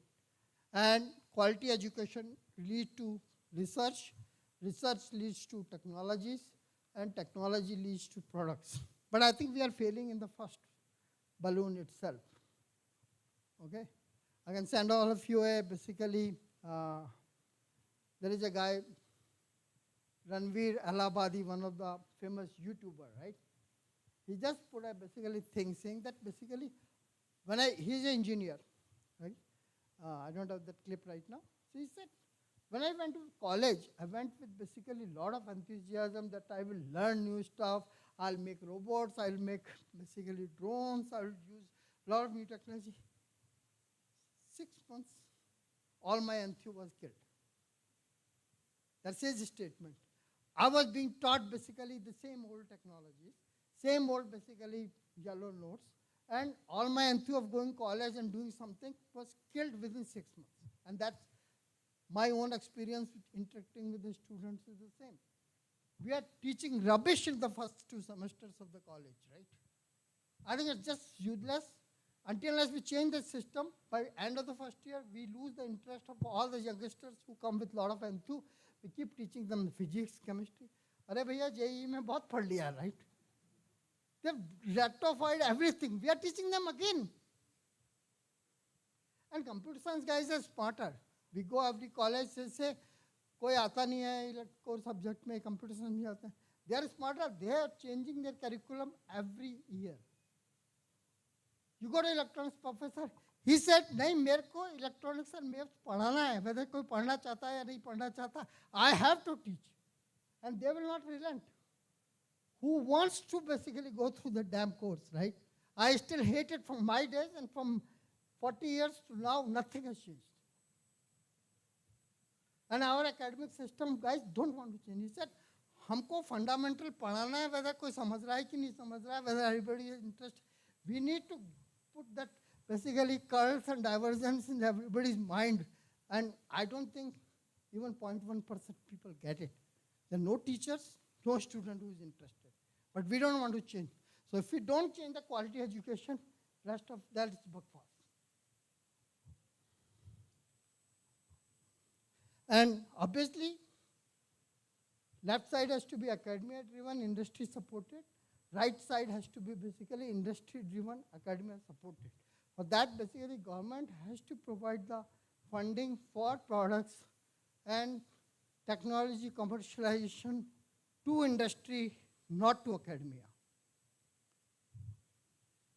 Industry has to provide funding, and they can be mandated to use the academia wherever is needed. But if you provide a funding to academia, this industry-academia collaboration is never going to happen. Because there is no interest.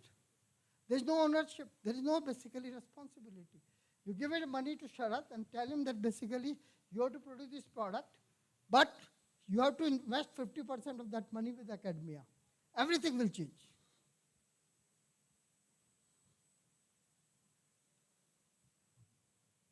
So, just like we need a balance between manufacturing and products, we need a balance between academic and research, right?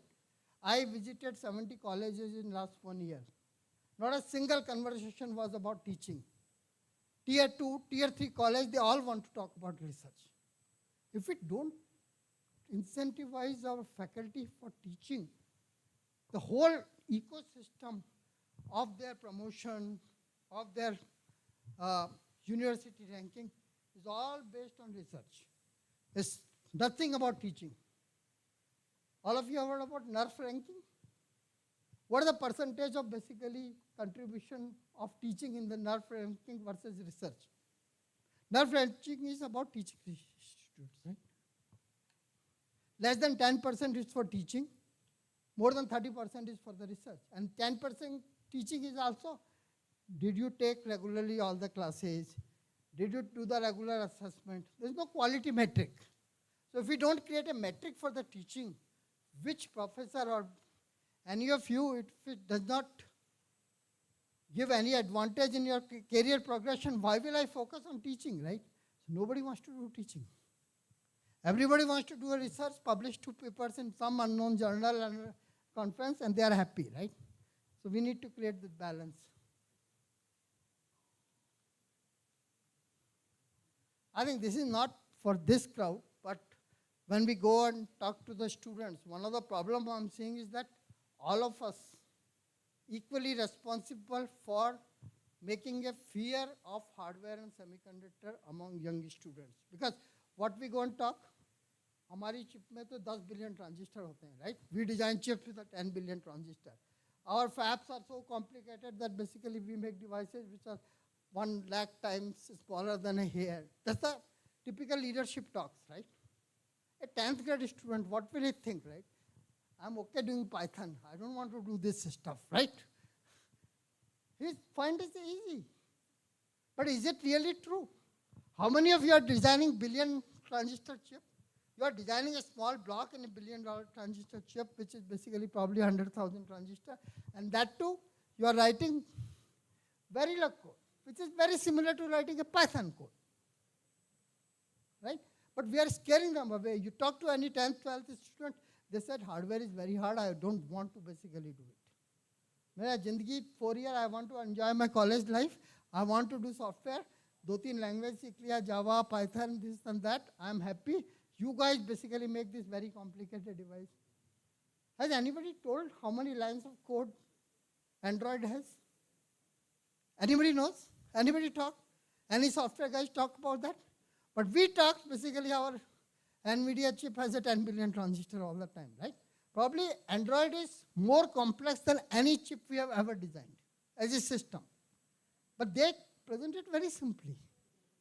So kids are basically interested. We are creating a fear of basically hardware. Second thing is that people, parents and everybody thinks there are no jobs in the hardware, there are no jobs in semiconductor. You know the situation, right? We can't find enough engineers, right?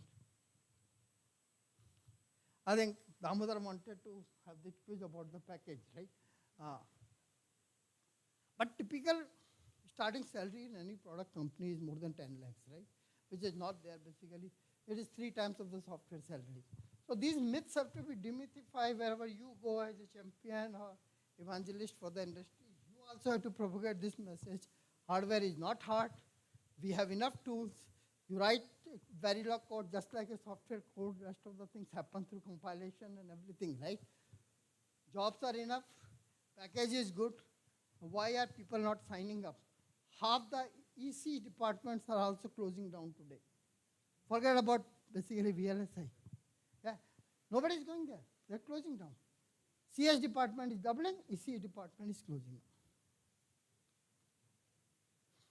And this is my personal, basically, agenda. Now we have 4-year program in the VLSI design. We must enable every student to do one tape out before they graduate. And that will make them, basically, we talk about industry ready. All the problems will get solved if they get basically one tape out to do. They'll be industry ready, they'll be tool ready, they'll be very in tune with the latest technology. All the problems will get basically addressed to make them industry ready. If we can enable every student basically to do one tape out. People say it's expensive. My thing is that average per student, it's a 1 lakh rupees expense. Because 4 people will do a tape out. A tape out takes 4 to 5 lakhs to go to the fab and everything to do. EDA tools are already there. So money-wise, it's basically 1 to 1.5 lakh rupees investment.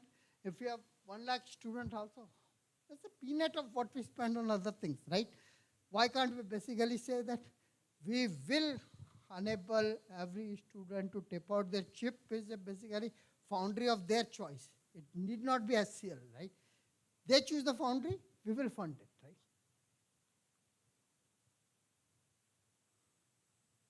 Same with the startup, we talked about it earlier. It's not basically very hard, it's not very money intensive. Government has so much basically stuff which they are giving. There's just a few cursory slides. I'm not going to go through it because I think we have taken enough time.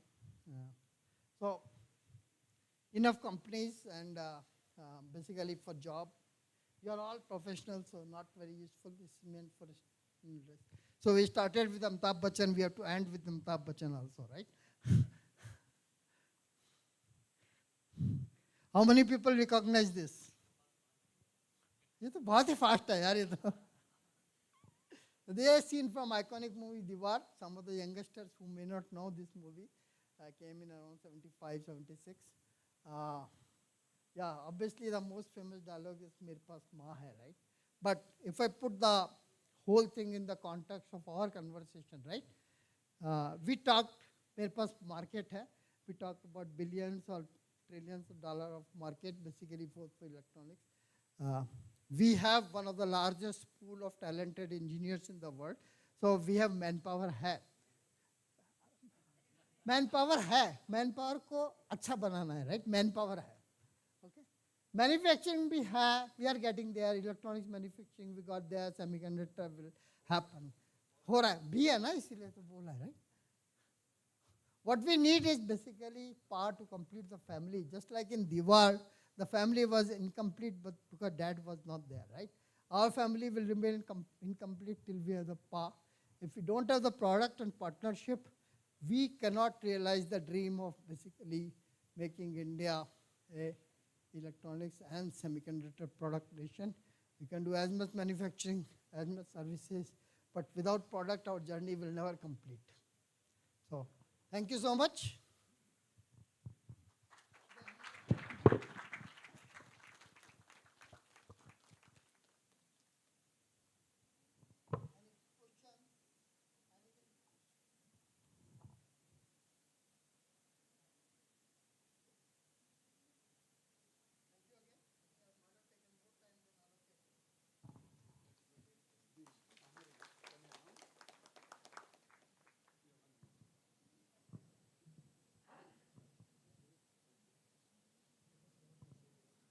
Thank you, sir.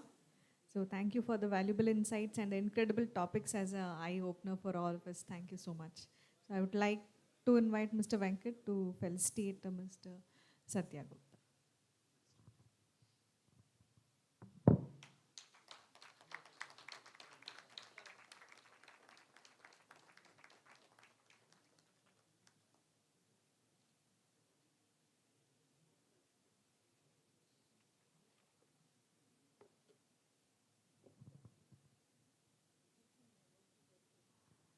Next, we have the panel discussion. So the panel discussion was led by Sharath on the topic Changing Skills Landscape in AI Era.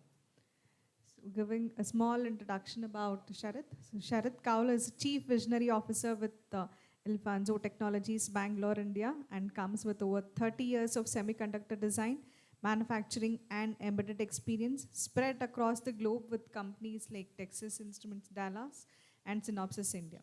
Sharath has completed his MBA from Cox School of Business, Southern Methodist University. I welcome you, Sharath.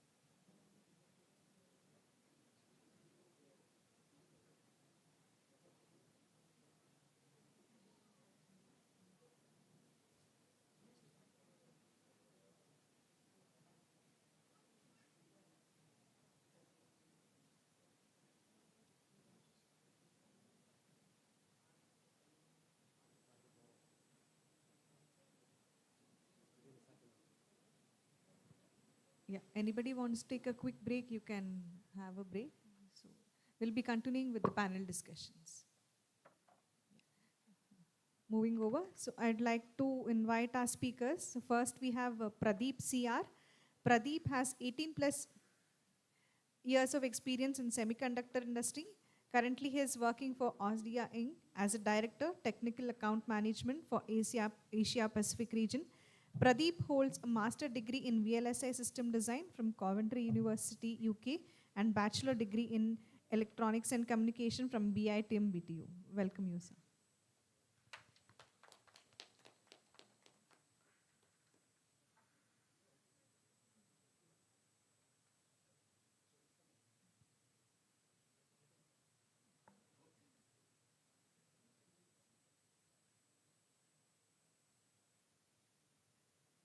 Next, we have Mr. Raj Gupta.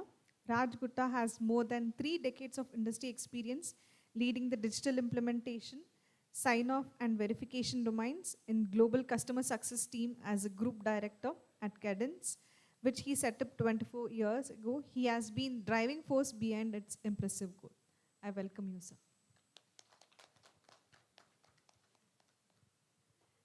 Next, we have Dr. Rajesh Swaminarayan. So he brings over 25 years of experience in engineering and leadership roles, specializing in driving chip implementation for a wide range of product applications. He has led more than 100 first silicon success projects across domains such as artificial intelligence, APUs, IoT, etc. He holds a PhD in microelectronics engineering and has authorized 17 publications, including papers in prestigious journals such as IEEE and IJE. I welcome you, sir.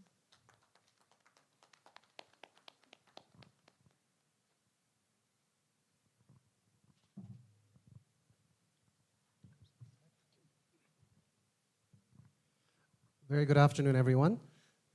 Today, the panel discussion is going to be talking about AI and its implications on chip design. So as Dr. Satya Gupta talked about, AI can enable the chip design and the chips enable the AI. So we're going to be covering both of those in the panel discussion today. We're very fortunate to have with us representation from the electronic design and automation perspective with Cadence. And we also have it from a specific perspective of static timing. So I guess from a show of hands, how many are physical design specialists? A little bit higher, let me see. And how much are verification? Okay. Any STA or RTL? Okay, just a few. So the majority are verification, sure. So with that, we're going to get started. And one thing coming from last 30 years and seeing this evolution of AI, one thing that keeps on resonating as it pertains to chip is Python. And we talked about it more. So what we want to try to do first is demystify a little bit about Python, because Python is used at the front end. When I say front end, I'm talking even before verification, even before C++, at the TensorFlow, PyTorch, CNN, CNNNet, FaceNet, etc. That's at a very high level of abstraction. Now, how does that impact a physical designer or a design verification or an STA person? So we're going to touch on that aspect. And then Python, as it applies, like Professor Gupta was saying, similar to Verilog, we're actually using Python in our RTL to GDS2 flows today. So we're going to be touching upon that. So first I wanted to start with Deepak. Deepak has a vast amount of experience, and I just wanted to know from you, how does AI help us with time to market? It's all about, as we were talking about in the briefing, a 1,000-member team takes around 3 to 4 years, investing around $100 million. How does that 100 come down to 10? How does the 2-year come down to 1? How does the design teams go from 1,000 to, say, 100? How do we exponentially scale in this era of AI? Hello. Good afternoon. Sure, that's a great question. See, when I started the game about 25 years back, we're talking about a few thousand, probably a few million gates, not even instances. So one of the recent chips, what I've done is about 450 million instances, and about close to 13 million as a flat. Probably gone are all these things are probably going to be very shortly going to be history. Because you would have already seen APUs are coming in. I don't think we are not going to talk about CPUs as a standalone anymore. GPUs are not, again, it probably is not going to be a standalone anymore. It is a kind of APUs. And Google is already talking about TPUs. I don't know how many people you have heard about a TPU, right? So in fact, Google, maybe you can just, okay, it's a Google stuff. You can even Google it, right? You can just search for a graph placement. Then probably you will understand the powerful of AI. It's about billions of transistors, and this graph placement just did it in about a week. Otherwise, if it is just about the classic EDA tools or probably the manual intervention, it would have taken about a couple of months. So that's the kind of a powerfulness of AI. And again, it is not restricted to the Python alone, right? So Python is one of the tools, right? It's not about, we can't even say Python is the all, right? From the early in the game, from the architecture, we call as a design phase exploration, right? You don't need to even simulate it to really understand what is a game. You just think about it, you just have a concept, and you want to see whether it really works or not, right? You use the ML models, and from the architecture to the really down to the GDS, it does without even doing for any kind of a tools. The AI models, especially the reinforcement learnings, it can really help a lot. And it reduces the cycles of the whatever you have. And drastically, it does reduce your market cycle. So. Thank you, Dr. Deepa. Thank you, Dr. Rajesh. So you talked about how we're able to reduce the overall turnaround time by basically educating these EDA tools to get smarter and smarter.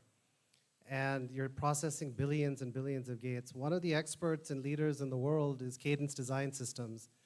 And Raj is going to talk to us a little about Cerebrus, the AI platform. Synopsys offers something called DSO. How many people have heard of DSO or Cerebrus? Just one person, okay.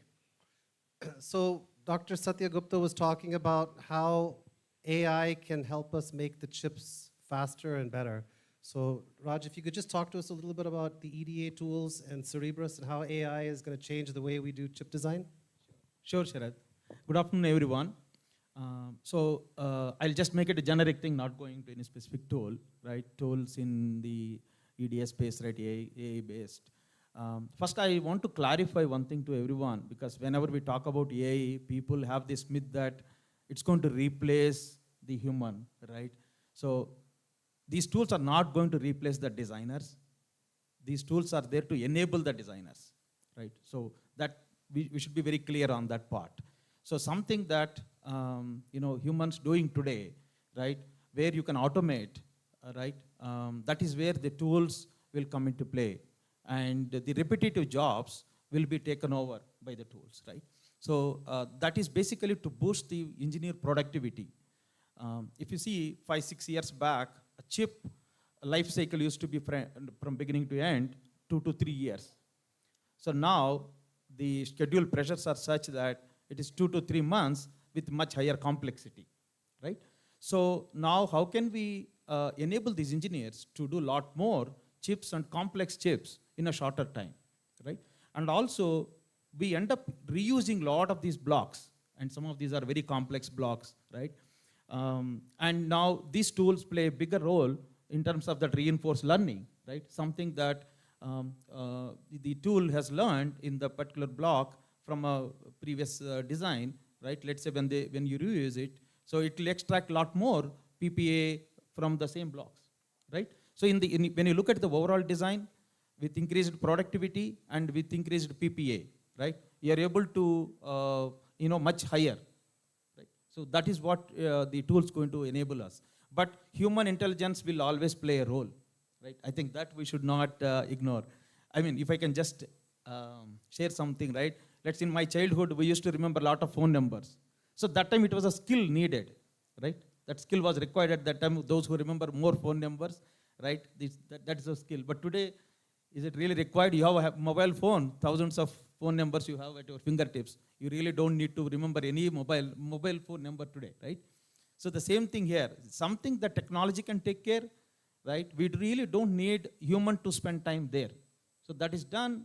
The technology will take care. Now we need to advance and do complex problems we need to take up and solve, right? Thank you, Raj. I mean, today when you see AI, it's already starting to become mainstream in chip design. I don't know, very few people had heard about DSO or Cerebrus, but everybody knows about PPAS, power performance area and schedule, and that's the holy grail of our industry. And it'll continue to be the holy grail for the next decade or until Vikshit Bharat in 2047. Today, Samsung, NVIDIA, Apple, Tesla, whoever are making their chips, they have specific power and performance targets. Today with AI, the algorithms are able to actually beat and exceed the customer's targets. And once you're able to do that, it gives you flexibility, which means you can add a little bit of area to get better power, you can add a little bit of area to get more performance, and the impact is going to be absolutely astonishing, because even what we're seeing in the early days is 20 to 30% QOR improvement using AI. Now, if that can translate to even 5% on the ground, net, I'm telling you, this is in billions and billions and billions of dollars of the impact you can make. So when we talk about this exploding complexity. Let me just kind of put things a little bit in perspective and then hand it over to Pradeep to talk about the technical challenges. A typical, you may have seen the Blackwell chip from NVIDIA. It consists of 2 GPUs and a CPU from ARM. Each of those Blackwells is about 2 billion transistors, so 4 billion transistors consuming nearly 2 kilowatts of power. Each of those Blackwells cost around 60 to 70,000 US dollars, and around 100,000 of these are needed for a data center. So if you just do the math quickly, a data center is now going to be costing about 10 to 20 billion dollars and consuming 100 gigawatts of power. We have to make these chips more efficient to reduce less power, to be less expensive. So with that being said, Pradeep, your company specializes in timing, and especially in the era of artificial intelligence. As Raj was talking about, the same block which took 2 to 3 years, we're able to do it in 2 to 3 months, but we have exponentially larger number of blocks.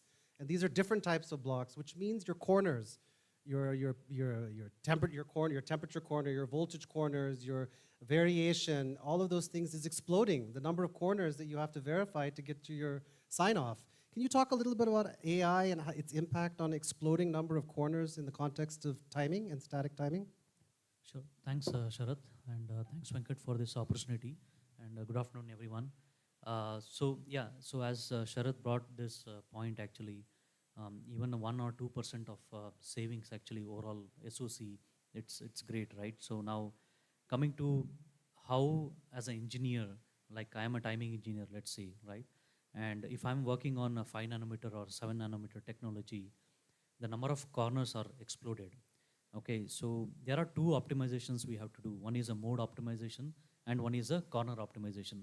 So mode merging is already there from the EDA industry. But when it comes to corner optimization, you have to close your chip across all the corners. There is no discount on that. Now, as an engineer, so using the AI technology or AI, based STA, how I can do that? So how I can pick the most critical corner and reduce the optimization time, okay? Because as Sharath said, the time to market, and even Rajesh also emphasized, is very short actually. But just because it is very short, you can't skip the corners and then tape out the chip actually, right? So you have to balance it out. As an engineer, I have to see the QR actually, which corner is more critical. I have to take out that. So sometimes it becomes onion peeling. So this is where the AI can help actually, right? So you learn from what you did from the previous runs. After synthesis, you run STA. After PNR, you run STA. Take out all this data actually, have a plot basically, right? And then focus on those bottlenecks or a Monte Carlo kind of a scenario. So that will help actually not only to cover all the corners, but also to do it faster and accurate actually, right? Because it's a sign-off basically. You don't have any discount on the sign-off. So that's where artificial intelligence can help here, to mitigate the complexity and to meet the accuracy without a loss of accuracy. Thank you, Pradeep. And whether it's design verification, whether it's synthesis or physical design, we have to do sign-off every step of the way. And I guess jokes aside, there's no cutting corners, but in this case, we are actually cutting corners to optimize and prevent that overlap. So now we're going to move on to how does this impact all of you? You all have been trained through the ChipEdge ecosystem, whether it's design verification or physical design. AI touches every aspect of it. It's not just a single aspect, it's pervasive. Like Dr. Gupta was explaining, it's everywhere. How does that impact you? And what we're going to be talking about, and if you could just put up the slide, please. One slide we had asked to be put up. One slide. We're going to use that as a reference point, and we're going to ask each of the panelists to give what their recommendations were to each of you in the next decade, which is, of course, 2034, as well as Vikshit Bharat 2047. Where do you need to be by that time? So we'll start with Rajesh, then Raj, and then Pradeep, and then I'll conclude that. We'll wrap it up. So from the panel side, we kind of put together some of the points as a slide. So it will be better for you as a student. So, Okay, so till it comes up, I think we can just talk about. As Raj mentioned about, I'm really good, I mean, am I going to getting a job or probably am I going to lose the job because of AI? Most of the people, I think, that's a basic question. In fact, in the other day, Venkat asked very specifically talking about this. How many people do crypto trading? Anybody does trading here? Crypto? Oh, that's very good. Sitting inside the VLSI conference, people who do crypto, awesome. You know why NVIDIA stock has gone up? During the COVID time, a lot of people started doing, next. Yeah. So during the COVID time, a lot of people want to get into the trading. I mean, they want to make some kind of as a fun, or they want to make money, whatever. And some of the guys, they got into the crypto trading. The regular FNO, all these things, they are kind of bored with. Stocks it's a kind of older notes. And mutual funds are older technology, right? So people wanted to get into the crypto mining. I'm not even talking about the crypto trading, crypto mining. And just please Google it. To do a crypto mining, you need lot of processing powers. You need lot more GPUs. Where it comes from the GPU, please look into NVIDIA's portfolio. You could be able to easily relate with why the stock has shot up in the last few years, especially in the last about 2 years. That could be one of the reasons, right? Okay, so from the panel perspective, collectively, we put some kind of a thought process, and this is what our recommendation to the students. First of all, don't even worry about it. I mean, AI is not to be, as Raj mentioned about, we don't need to really worry about AI at all. We need to probably find a way how to deal with that, how to enable AI into our kind of a thing. That's all the key here, right? So the first thing is there is a lot more design phases are coming in. For example, being it a placement. Suppose if the timing closure methodology, this is not going to be the same like the previous thing. So there could be some kind of a step and different methodologies. It could be anything. For example, if you want to design an automotive chip, if you want to design an AI chip, if you want to design a processor chip, each and everything is going to be different things with enabling the AI, without enabling the AI. I'm not talking about here, AI is a kind of a technology here. This is about how we enable AI into our day-to-day life, right? So please do thinking of upgrading your skills. There could be some kind of a courses. There could be a bridge courses. Please get upgraded yourself. That's number one.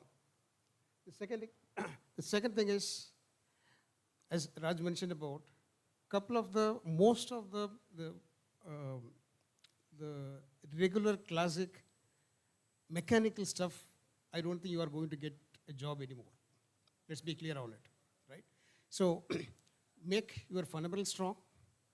And the other thing is, for example, if you are a front-end guy, if you are doing a verification, learning some kind of a TensorFlow or PyTorch, that kind of ML frameworks, right? It really is going to be helpful.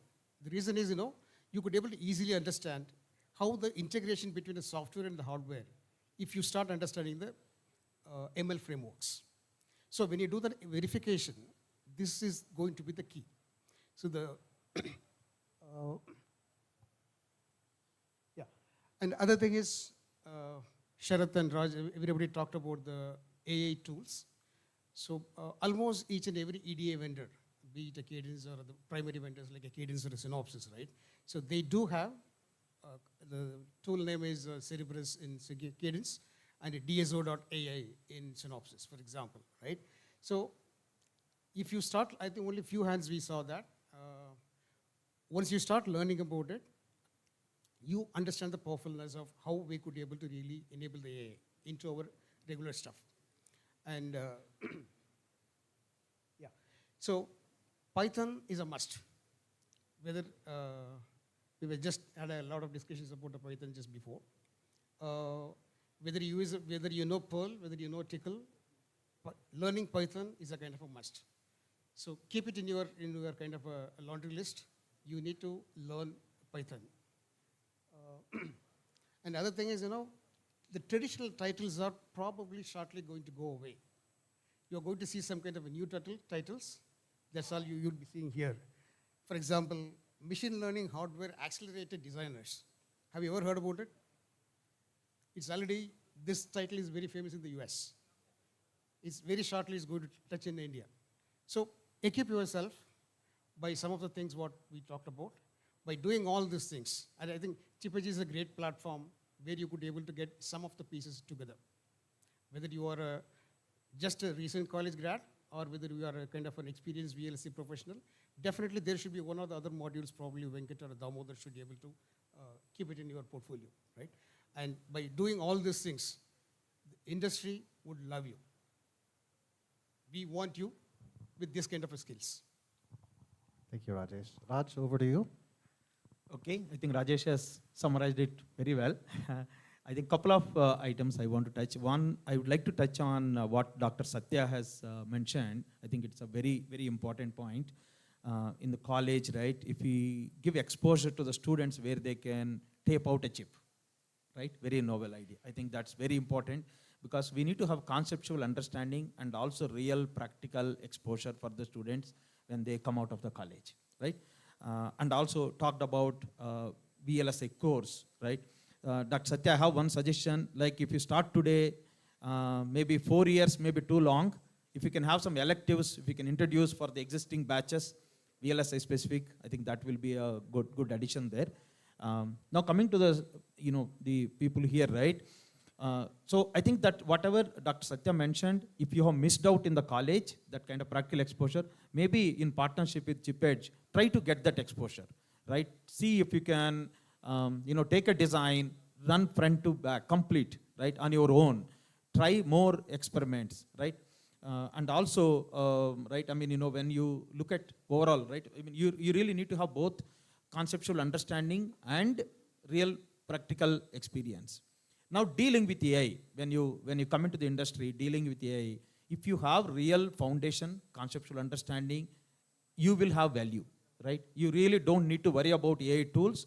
It's all about application of AI tools. You will be able to use them very effectively if you are really good at it. Acquire those skills here, right? Maybe ChipEdge can help you in that process, acquire those skills, and when you get into the industry, you will be able to use those AI tools very effectively.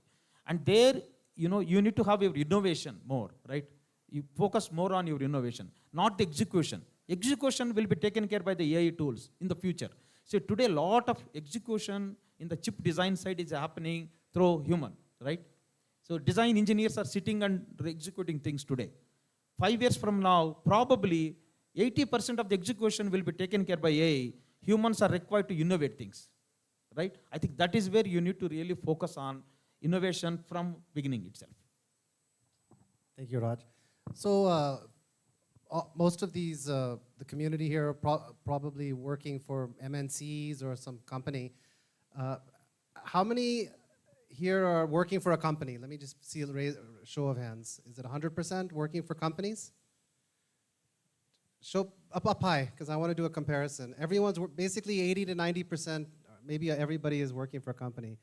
My next question is, how many aspire to have a product company and follow Atmanirbhar and be an entrepreneur? Okay, so maybe about 30, 40% of that. So I'm interested to know why the remaining want to continue having a boss and working their whole lives. I'm kind of curious to know what the end goal is. So now we're going to conclude. I also wrap it up with some concluding comments, but before that, Pradeep, I think in addition to recommendations for the audience, there's also recommendations for ChipEdge also, and Pradeep had some interesting insights for the ChipEdge team, which actually would impact all of you also. Yeah, so continuing on what Rajesh and Raj highlighted, right? So this is a wave, basically, AI wave, right? So there are two parts, what ChipEdge can do and then what the learners from ChipEdge can do actually, right? So for example, as ChipEdge has signed up with the industry standard EDA tool, most of the EDA tool has all the AI or ML features basically. So now, one of the good thing is like, I think if I'm not wrong, some Orca design actually is what actually was taken for the tool flow or something like that. So what ChipEdge can look at it is take the tool flow with the normal, like the EDA flow, whatever you have, and then take the same thing through the AI-based EDA flow basically. Look at the QR, look at the, how much power you saved or what is the WNS, TNS and everything. So that gives a very good, data point for the students also. What is that AI is adding actually to the overall design flow? Okay, so it be it implementation, be it a formal verification, be it a functional verification. So this can be one of the aspect. ChipEdge can also look into it, and since they always provide a very good lab sessions, the students can also take advantage of it and then learn from that actually, right? And whoever have doubts on the job market, actually, like both of them have already concluded on that. I just want to add one more point. AI is a trillion booster. As you can see the data from Dr. Satya Gupta. So 2034 is where actually like a trillion dollar industry like semiconductor will become. But AI is boosting for that actually. So in one of the recent event, Dr. Aniruddha Devgan from Cadence told, we are just undermining the 1 trillion, with the AI wave actually. Okay, so yeah, so with that, I just want to conclude my point. Thank you. Thank you, Pradeep. So we're going to wrap it up. So my recommendation is a little bit, probably a little holistic. As an engineer who went to the business side and an engineer that explored design, manufacturing, and even now I'm getting into certification and products, I always saw so many failed entrepreneurs, and believe me, failure is a very good thing because at least you came up to bat and tried to hit a run. You've tried to hit a 6. Not coming up to bat is inexcusable, but you've got to try. So failure is not a bad word. It's a very, very important learning process. So what I want to say is, most of you are engineers and technical side. You will have some brilliant, innovative ideas. My suggestion to you is don't build it and then say, oh, everyone will come. My idea is the best idea in the world. My baby is the best looking baby in the whole wide world. It doesn't work like that.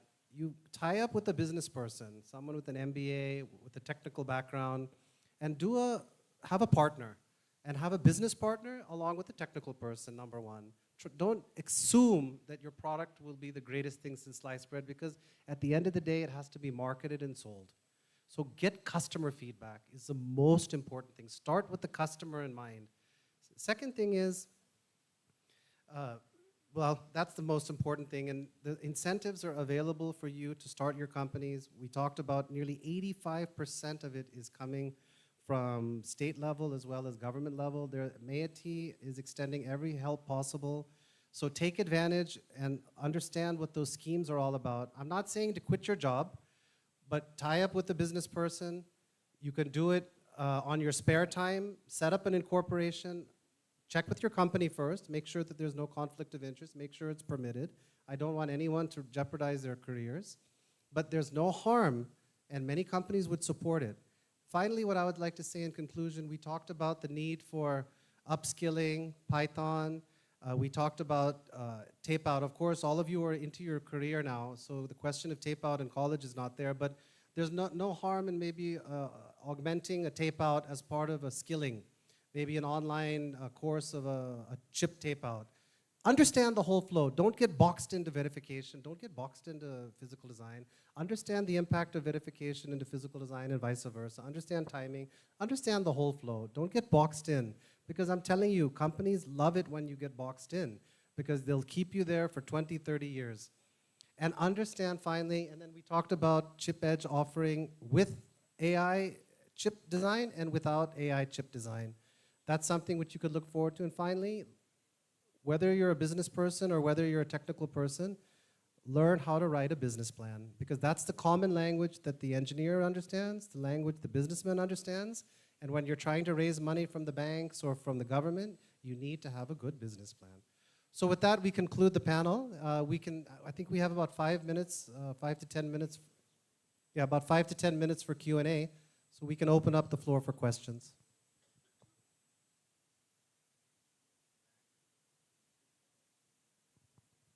No questions? At least a few of the people who rose their hands who want to be entrepreneurs. No questions from them?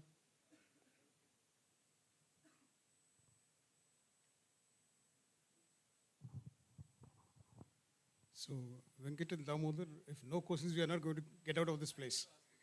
Okay. So now that Dr. Satya is here as well as advocate for entrepreneurship, Sharath, I like that idea. If I look at the other industries like EV, for example, there are a lot of foundation or training programs, like first is to motivate, okay, and de-risking. If it is required, ChipEdge can take lead in conducting one program. It is not to force anyone for the entrepreneurship, but what all the pros and cons, what all the risks, how to mitigate and manage these risks. We can run such programs because the government of India also encouraging this. We should take this opportunity. Again, it's not, I'm saying that you have to quit your career and start this. And I know many of the people, they experiment for a few years, and they go back, and they again hop on. So that's the only message I want to say, because it's a very interesting conversation. We will discuss further on this. I think this is a good time, thanks for all the veterans here. It's a right opportunity for you to clarify your questions. There is no restrictions. There is no good question or bad question. Everything is a question. That's the main purpose of this platform.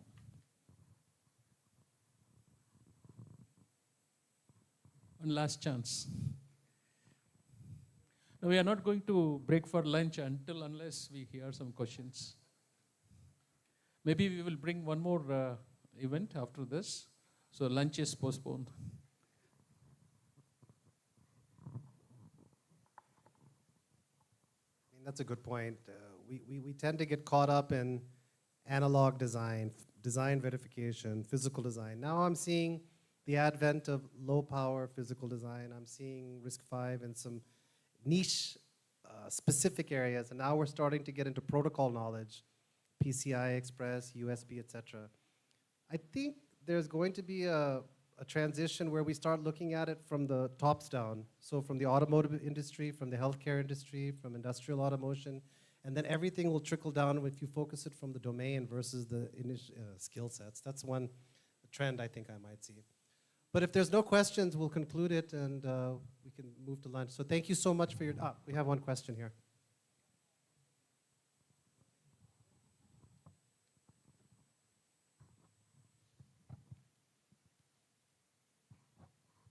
Hi, this is a very layman question. I mean, you guys are all experts in PD. So I'm basically a verification guy. So from what I understand, all your tools, maybe the tool vendors that are there, they're providing AI in all your tool sets, right? But as a verification engineer, how does that benefit me? For PD, you have an algorithm which learns that, okay, I placed RISC-V, now I'm going to do a better job the next time I see a RISC-V, right? So as a verification guy, I write my tests and I debug it. So where does AI come into the picture? How does it exactly help on that front? So just to let you know, AI is not just in physical implementation today. We already have AI in verification. So Cadence also has VLSI as a platform, provides AI capability there. Okay. So even in AI, like for example, regressions, you can do a lot of automation there. AI can play a significant role, right? And similarly, in the verification whole process, a lot of things that like you build test benches and you actually do this verification, right? So you can actually automate a lot of it. And verification, AI can actually help there. It's already there, it's already happening. But I mean, it can be used in any part of the design cycle, verification or implementation or any cycle, but it's all about like, finding the right application, right?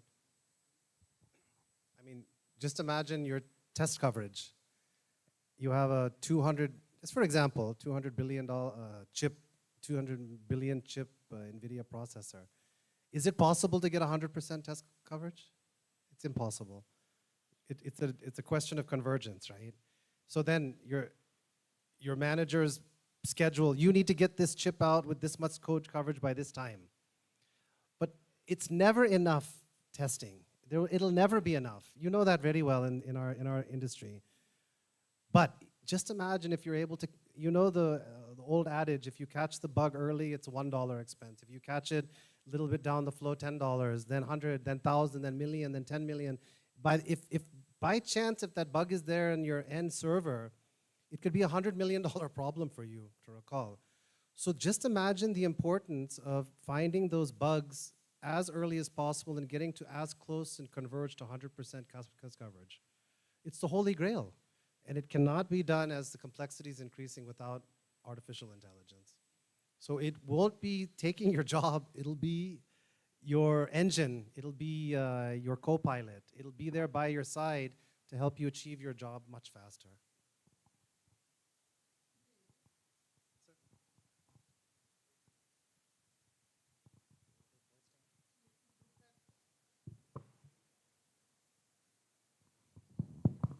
Yeah, if you look at the impact of AI on the chip design side, not just tool side, right? The fastest progress is being made on the verification side, right? Taking the high-level specification and automatically generating a test bench is the fastest growing area in AI, right? Where automatic test bench generation will happen not from the code, but basically your high-level specification itself. So I think that is where first impact is going to come, not basically into the writing the RTL code, although a lot of people are working on automatically writing the code itself. But there are at least 4 or 5 startup and companies who are working primarily to generate basically the test cases in a faster way based on the specification itself. Yeah, that's okay. Why?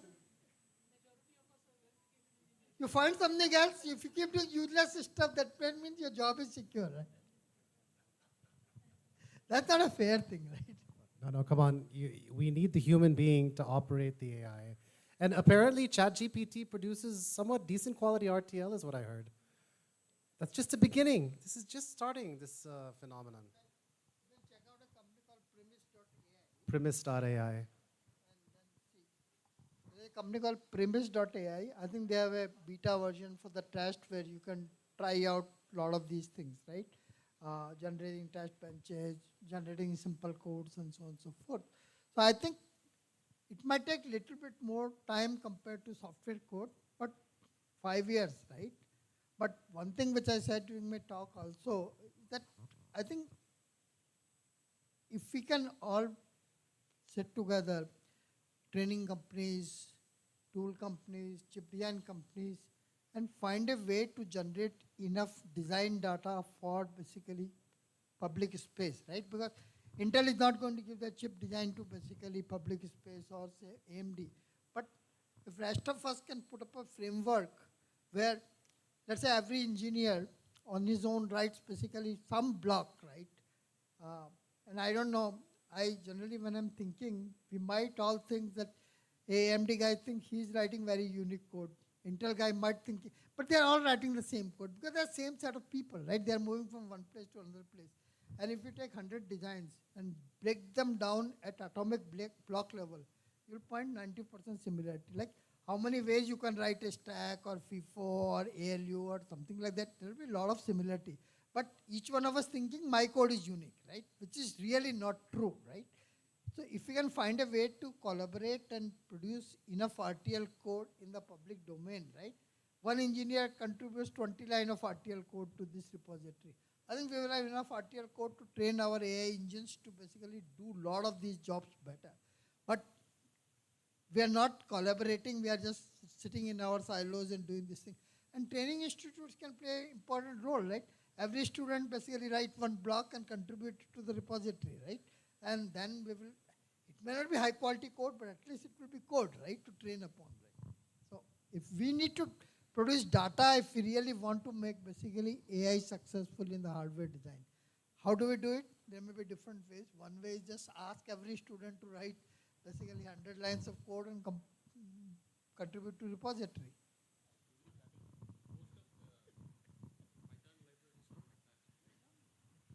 Satya, I'm slightly worried.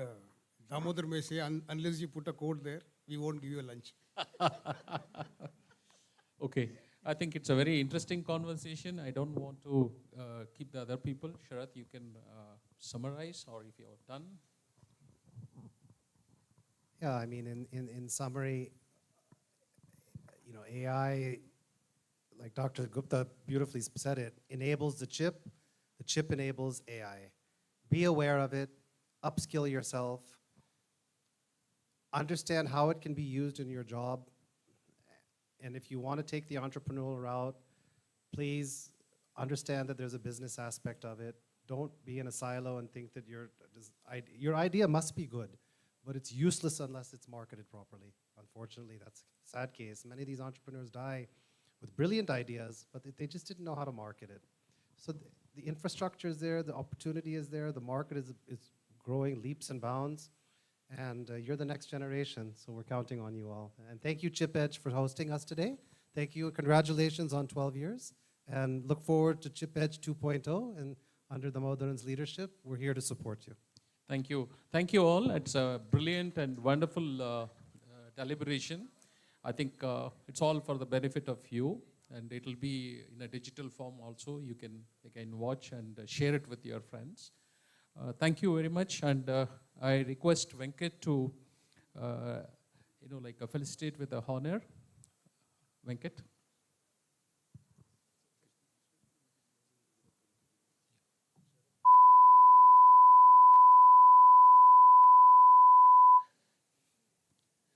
One or two small introductions, especially we want the alumni to be on stage. So Teresa, our placement coordinator, will coordinate that. Then post that, we will break for lunch. Thank you very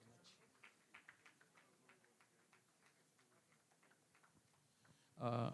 I request the chief guest and panelist for a group photograph.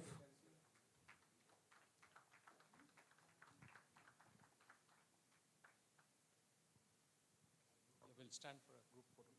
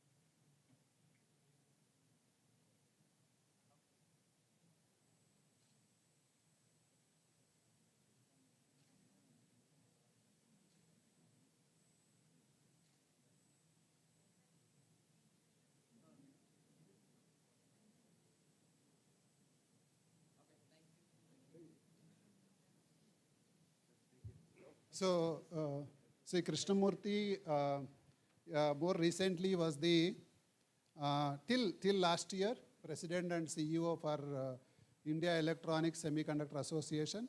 He has brought so many changes, very dynamic in nature.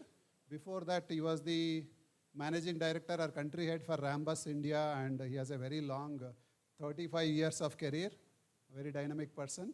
So I request him to speak few words. Thank you, Venkat. So first of all, congratulations on completing 12 years. It's a tremendous achievement, and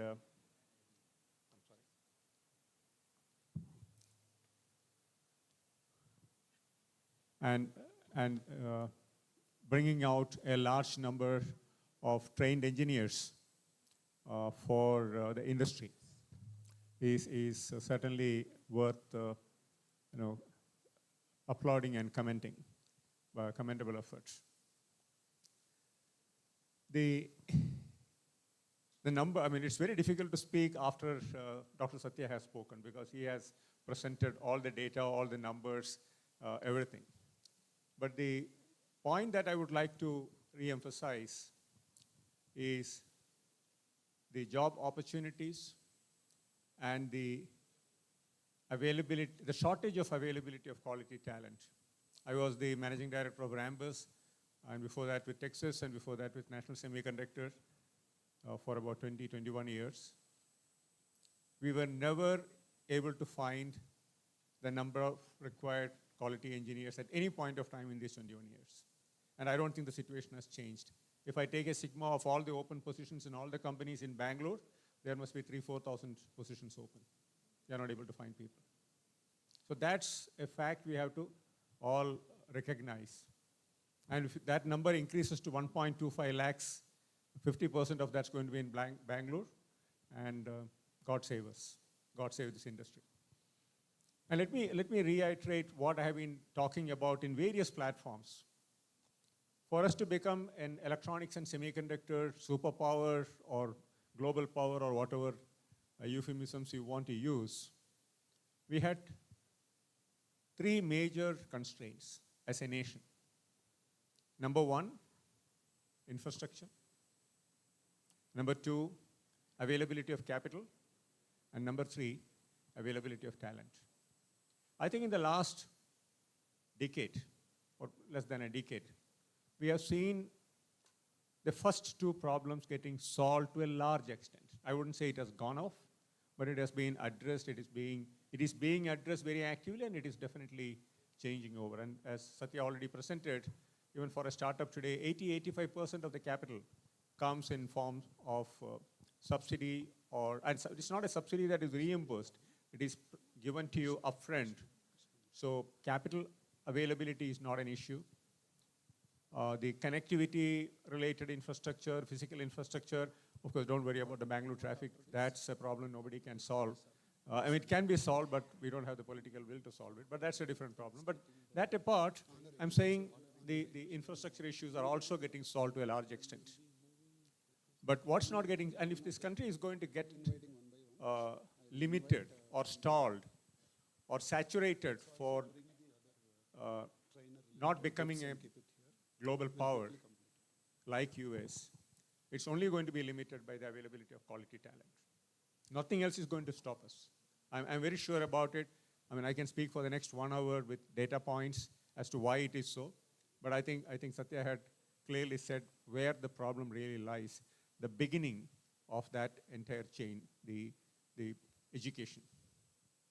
About a year and a half back, working with IIIT Bangalore, Government of Karnataka, we created a focused training program which lasts for 9 months for all those who have graduated from engineering colleges in chip design, 3 months of theory. Somebody, the panelist said, get your basics right. And I'll tell you my pain points when we start talking to engineers, interviewing them on the basics, device physics. Just ask them, what's a setup, what's a hold? How do you fix a hold? Reduce the clock frequency, immediate answer. Clock has got nothing to do with hold, right? So fundamentals are missing. So fundamental education missing. So we said, no, we will do 3 months of theory, 3 months of tools and methodology flow, and then 3 months of internship in reputed companies. I think we did about a batch of 70 kind of students. All of them got absorbed.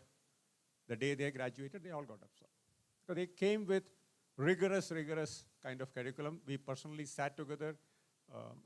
Sharath was part of that exercise when we started that program. And we didn't compromise. So just now I heard the commitment from ChipEdge. They're willing to work with the industry. I think that's all what you need to do.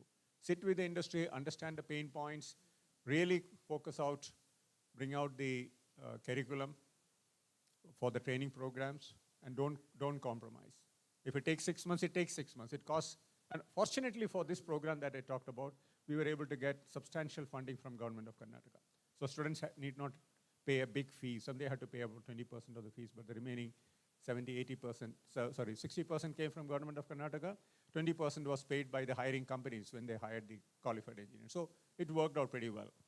So we can come up with models, But the most important thing is we need to get quality engineers. And I'm not a digital designer. I work on the high-end analog mixed signal. That was part of my portfolio. Designing a 112 gig SerDes, it's a nightmare. I'm not saying this to frighten you. I'm saying this because that's the quality of education we need to provide to our engineers. And the research focus has to come. And there are very good colleges today, private engineering colleges who focus on research. So we need to, as Satya rightly said, get them together, collaborate, and get the, and that's where companies like ChipEdge can come to the center stage, become a binding force, and upscale the whole skilling program. I think we will become a very powerful and very successful electronics and semiconductor nation. That's all what I want to say. Thank you very much.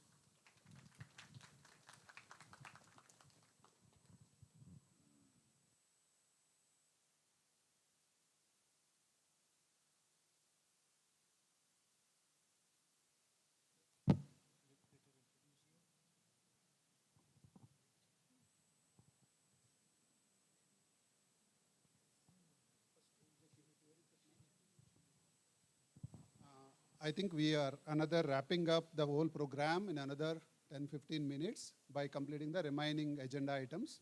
1 or 2 items are there, right? So as a part of alumni, I think we want to, our Teresa will introduce a few of the alumni to share very quickly their feedback for us to improve so that we feed forward this in the upcoming period. Over to you, Teresa. Followed by, we have honoring our mentors, trainers, etc. And then we are done for the day. And we'll be moved to the lunch. Thank you, Mr. Damodaran, for giving me this opportunity to invite our alumni to share their success stories. So I take the pride, and I'm very delighted to introduce our alumni who are willing to share their success story. So I would call up few of them who had who wanted to share their experience. So Pradeep CR from Osdia, Kirtana Raj, Vinay, Anand, Akhil, and Rahul Jadhav.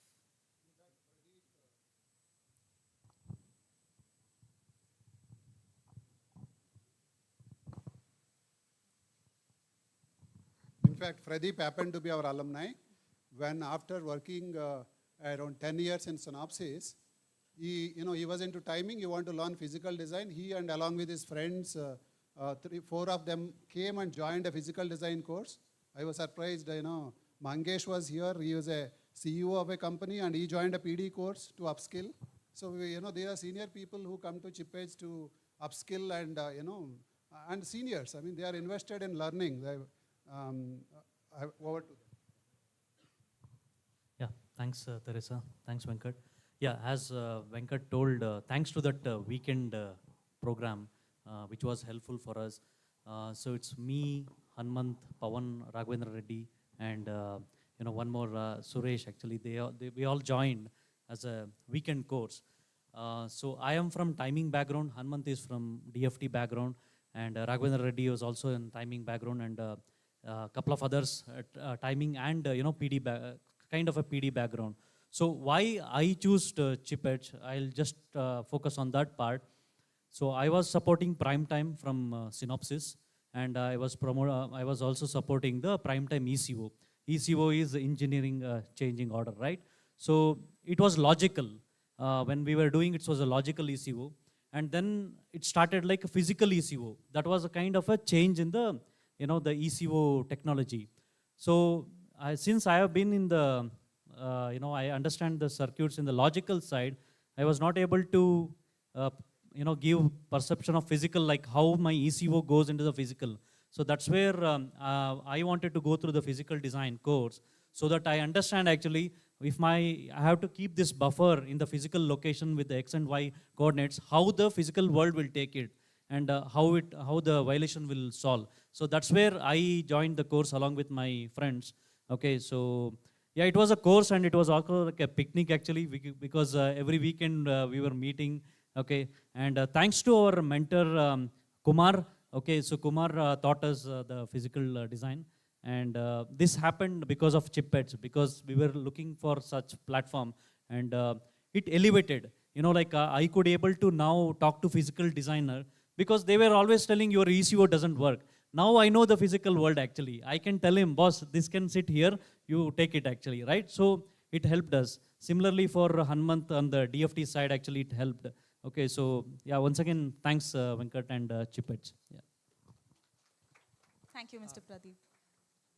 Yes, Rahul Jadhav is our PD engineer. So Rahul, can you please walk us through your journey when you started the course and how is your course and all of that? Could you just... Yeah. Hi everyone. Like good afternoon everyone. Like my name is Rahul Jadhav. Basically I'm from Vijaypura, North Karnataka. Like there actually like it's a tier 3 city where we don't know what, like we don't have awareness about the VLSI and other sectors actually. We need to do that first. From there, our college professors, like we have Vijay Kumar Sajjanar sir, like a very respected sir. He used to tell us like everything about the what do I say, electronics and communication engineering, but basically focused on VLSI. That time we were not that much of like aware of VLSI, and sir used to tell me like this is the system, this is everything, and whole system comes upon like in a single chip. That curiosity had made us to choose the VLSI, and that sir like preferred us to go ChipEdge, Vijay Kumar Sajjanar sir from BLD Engineering College, and we came here. And after coming here, like we thought VLSI is a small thing. Before that, in a college, as you all know that. After joining the ChipEdge, like diving deeper into the things, like I had chosen the physical design engineering. The trainers like Darshini ma'am, Chandan sir, and also Venkat sir.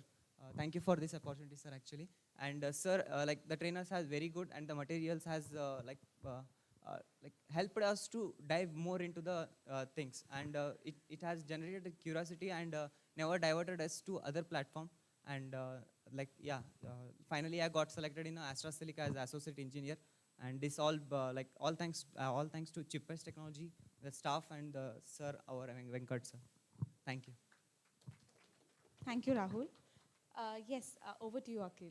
So you can share your insights about where you're from and also why you chose ChipEdge, what made you to choose ChipEdge? So good afternoon, I'm Akhil. I'm a recent graduate from Dayanand Sagar College with a EC degree. Last year I was in NIT Calicut for a workshop in chip design. That's where I found interest in VLSI field.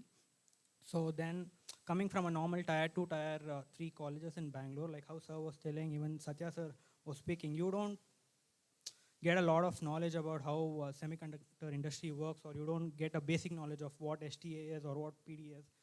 So I wanted to explore this domain because I had an interest in VLSI. I wanted to explore this domain, and that's where I got to know what ChipEdge is doing. And then I did my PD course from ChipEdge, which really helped me. And now I'm as a verification engineer in AstraZeneca. And it's good to see the goals of ChipEdge. They wanted to get into university. I think it'll really help students to get into this industry, even though the number is quite small, because even I had my classmates who were very least interested into VLSI, but I think there are few students who really want to get into this field, and I think ChipEdge will surely help them with that.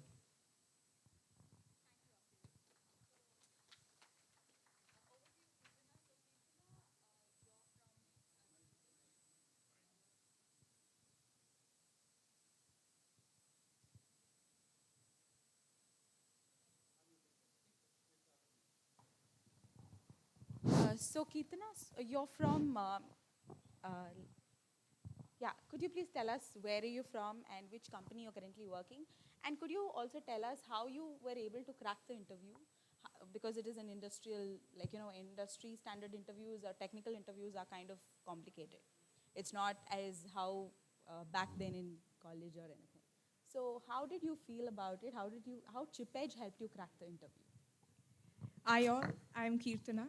I'm currently working at Cadence, and I'm an application engineer. So I was very eager that I have to get into VLSI domain. So one of my college professor guided me in that. So and that is how I got to know about ChipEdge. And then, but in ChipEdge, I did a PD course. So even though doing a PD course, I got the basic knowledge which is required for the industry standards. And now I'm currently working in DFT domain. So I'm very much happy about that, and I would like to thank ChipEdge for this opportunity.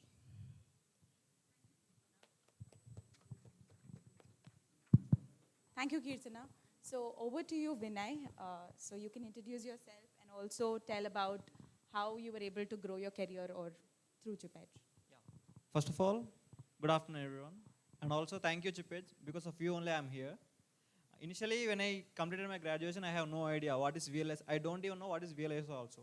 But one of my friend guided that if you choose a career in VLSI, you'll have a lot of growth and you can contribute much things to the industry. So I started inquiring about ChipEdge. So I know that I cannot concentrate in online classes. So I was checking for offline classes, and luckily I got ChipEdge.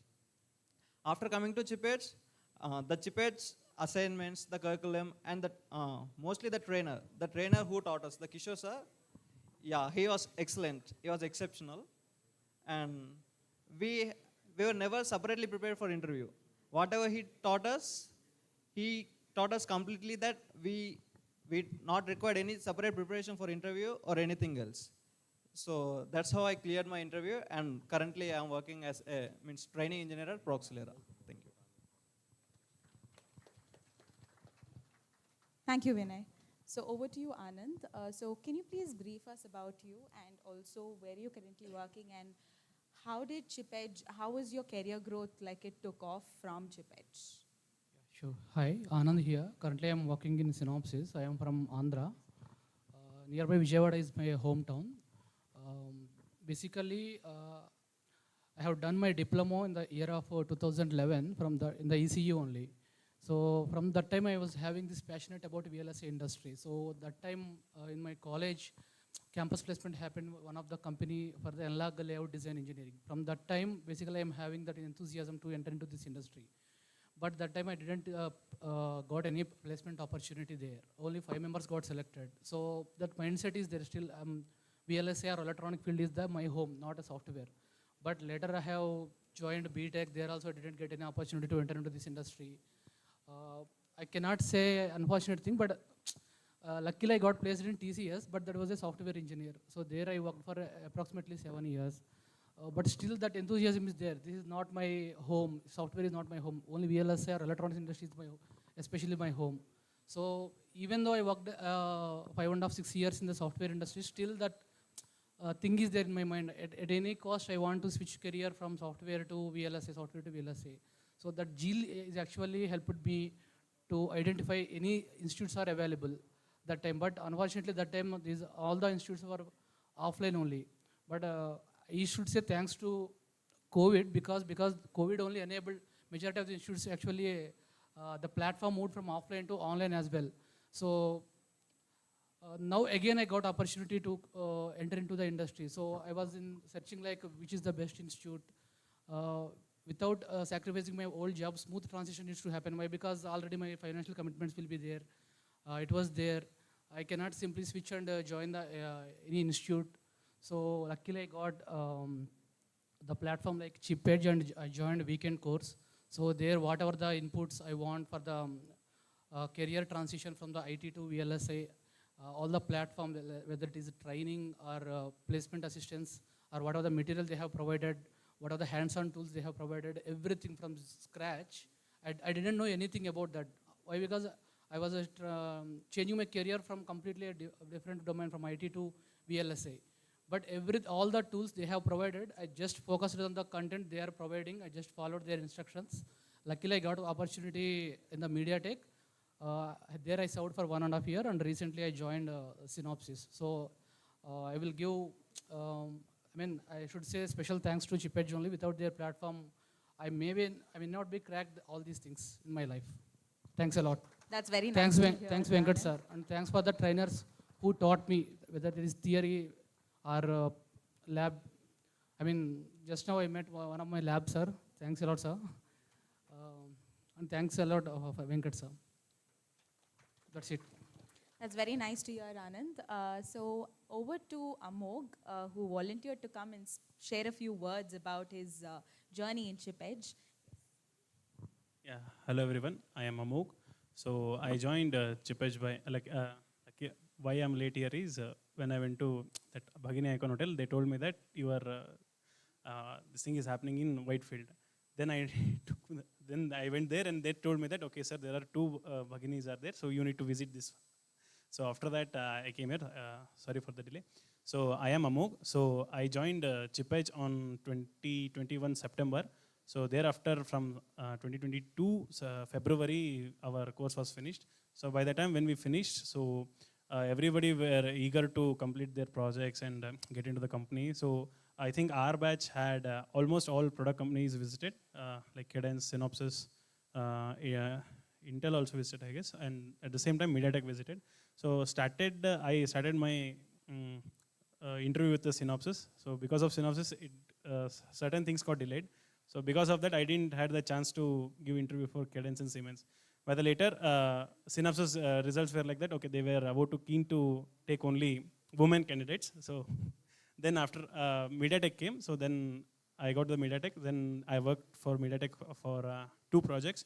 So what all the inputs were given in the, still today I remember my project, which all projects I did and what all nanometer and what all things were there. So from the scratch, from the GUI to the placement of whatever the CTS or routing, whatever I learned, the basement, whatever the base we should have to enter, that was fulfilled from the ChipEdge side, and our trainers and our the lab trainers and were very good that even though till today when I call them, so they'll be very friendly and very happy to talk to me, like eventually communicating all the problems which they are getting, and probably I'm asking a lot of questions like why it is there.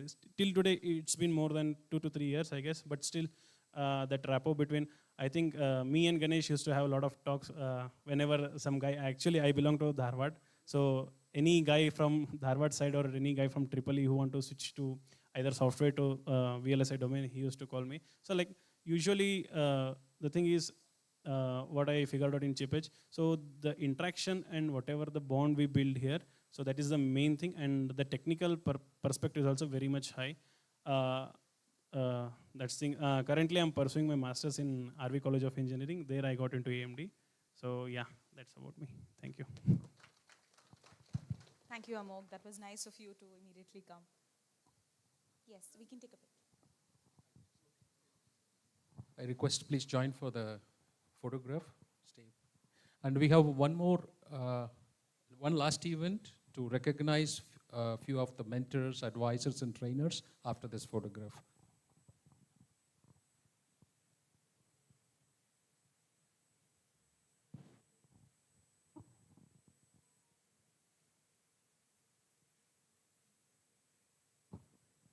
Over to you, Venkat. Thank you very much. I think last item.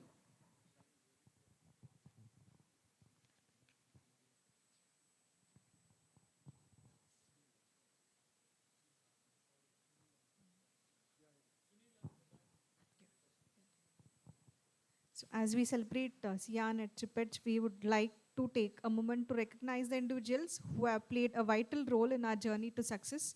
Your invaluable contributions have significantly impacted our achievements. So this celebration is a token of appreciation for your hard work and dedication. So now I call upon our mentors. So Sarvesh.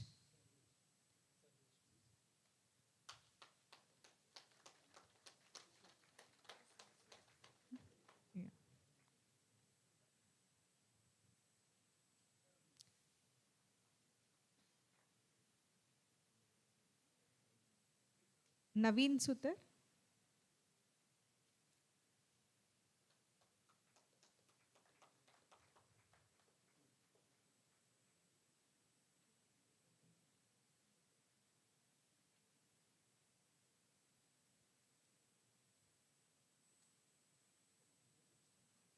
Priya.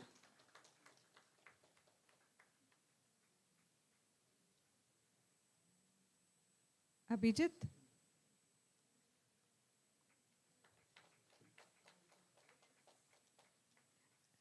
Rajesh Saraswati?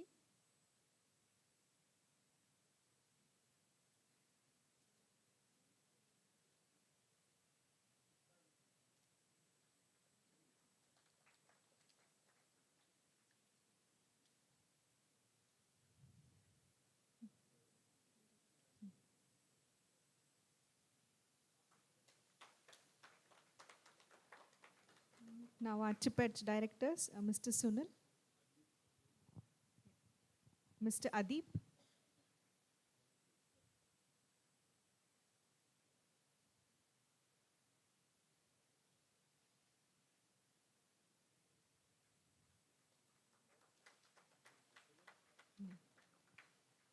our director, Mr. Sunil,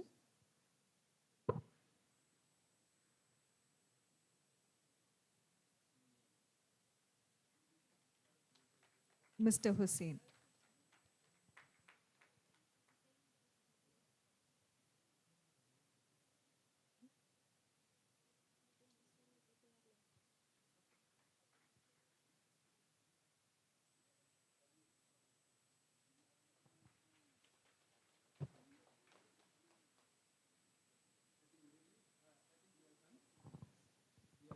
Yeah, it's a time for a vote of thanks. I request Manisha to come over.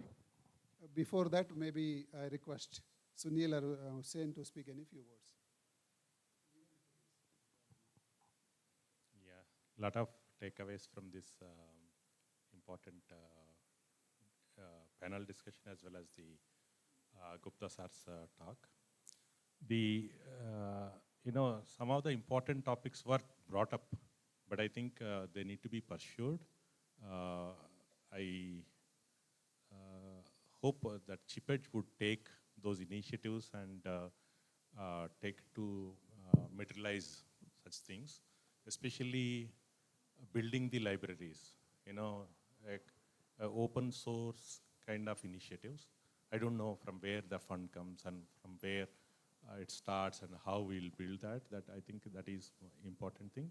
And the AI-based training, the training have, regular training plus, the hands-on with the AI-based, hands-on, I think one of the panelists brought. So such things are very, very important.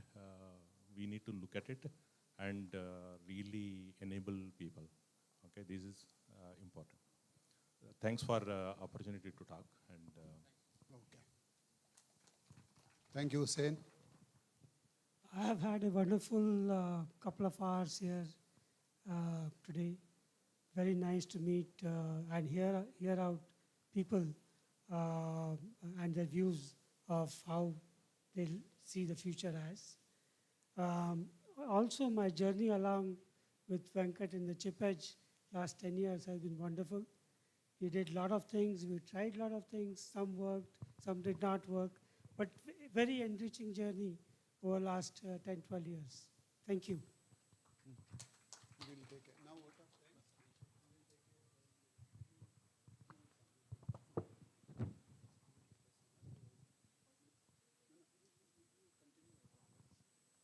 Hello everyone. It gives me immense pleasure to stand before you today and express our heartfelt gratitude to all those who have made this alumni meet a memorable and successful event. First and foremost, I would like to thank our esteemed alumni for gracing this occasion with their presence. Your involvement, zeal, and continuous support are what make this institution grow stronger year by year. The experiences, wisdom, and achievements you share today have inspired not just the students, but all of us, rekindling the spirit of learning and growth. I would also like to extend a special thanks to our distinguished guests for their valuable time and insights. Your words have truly added depth and meaning to our celebration. A big thank you to our respected President, CEO, Board of Directors, and the faculty members who have always been the pillars of strength, guiding both past and present students toward excellence. Your dedication and vision continue to shape futures. Last but not the least, I would also like to take this opportunity to acknowledge the hard work of the organizing community, staff, and volunteers who worked tirelessly to put this event together. Without your meticulous planning and efforts, today would not have been possible. Once again, a sincere thank you to everyone. Let's continue to stay connected, learn from each other, and make this journey ahead even more remarkable. Wishing you all safe travels and looking forward to meeting again in the near future. Thank you all. Have a great day.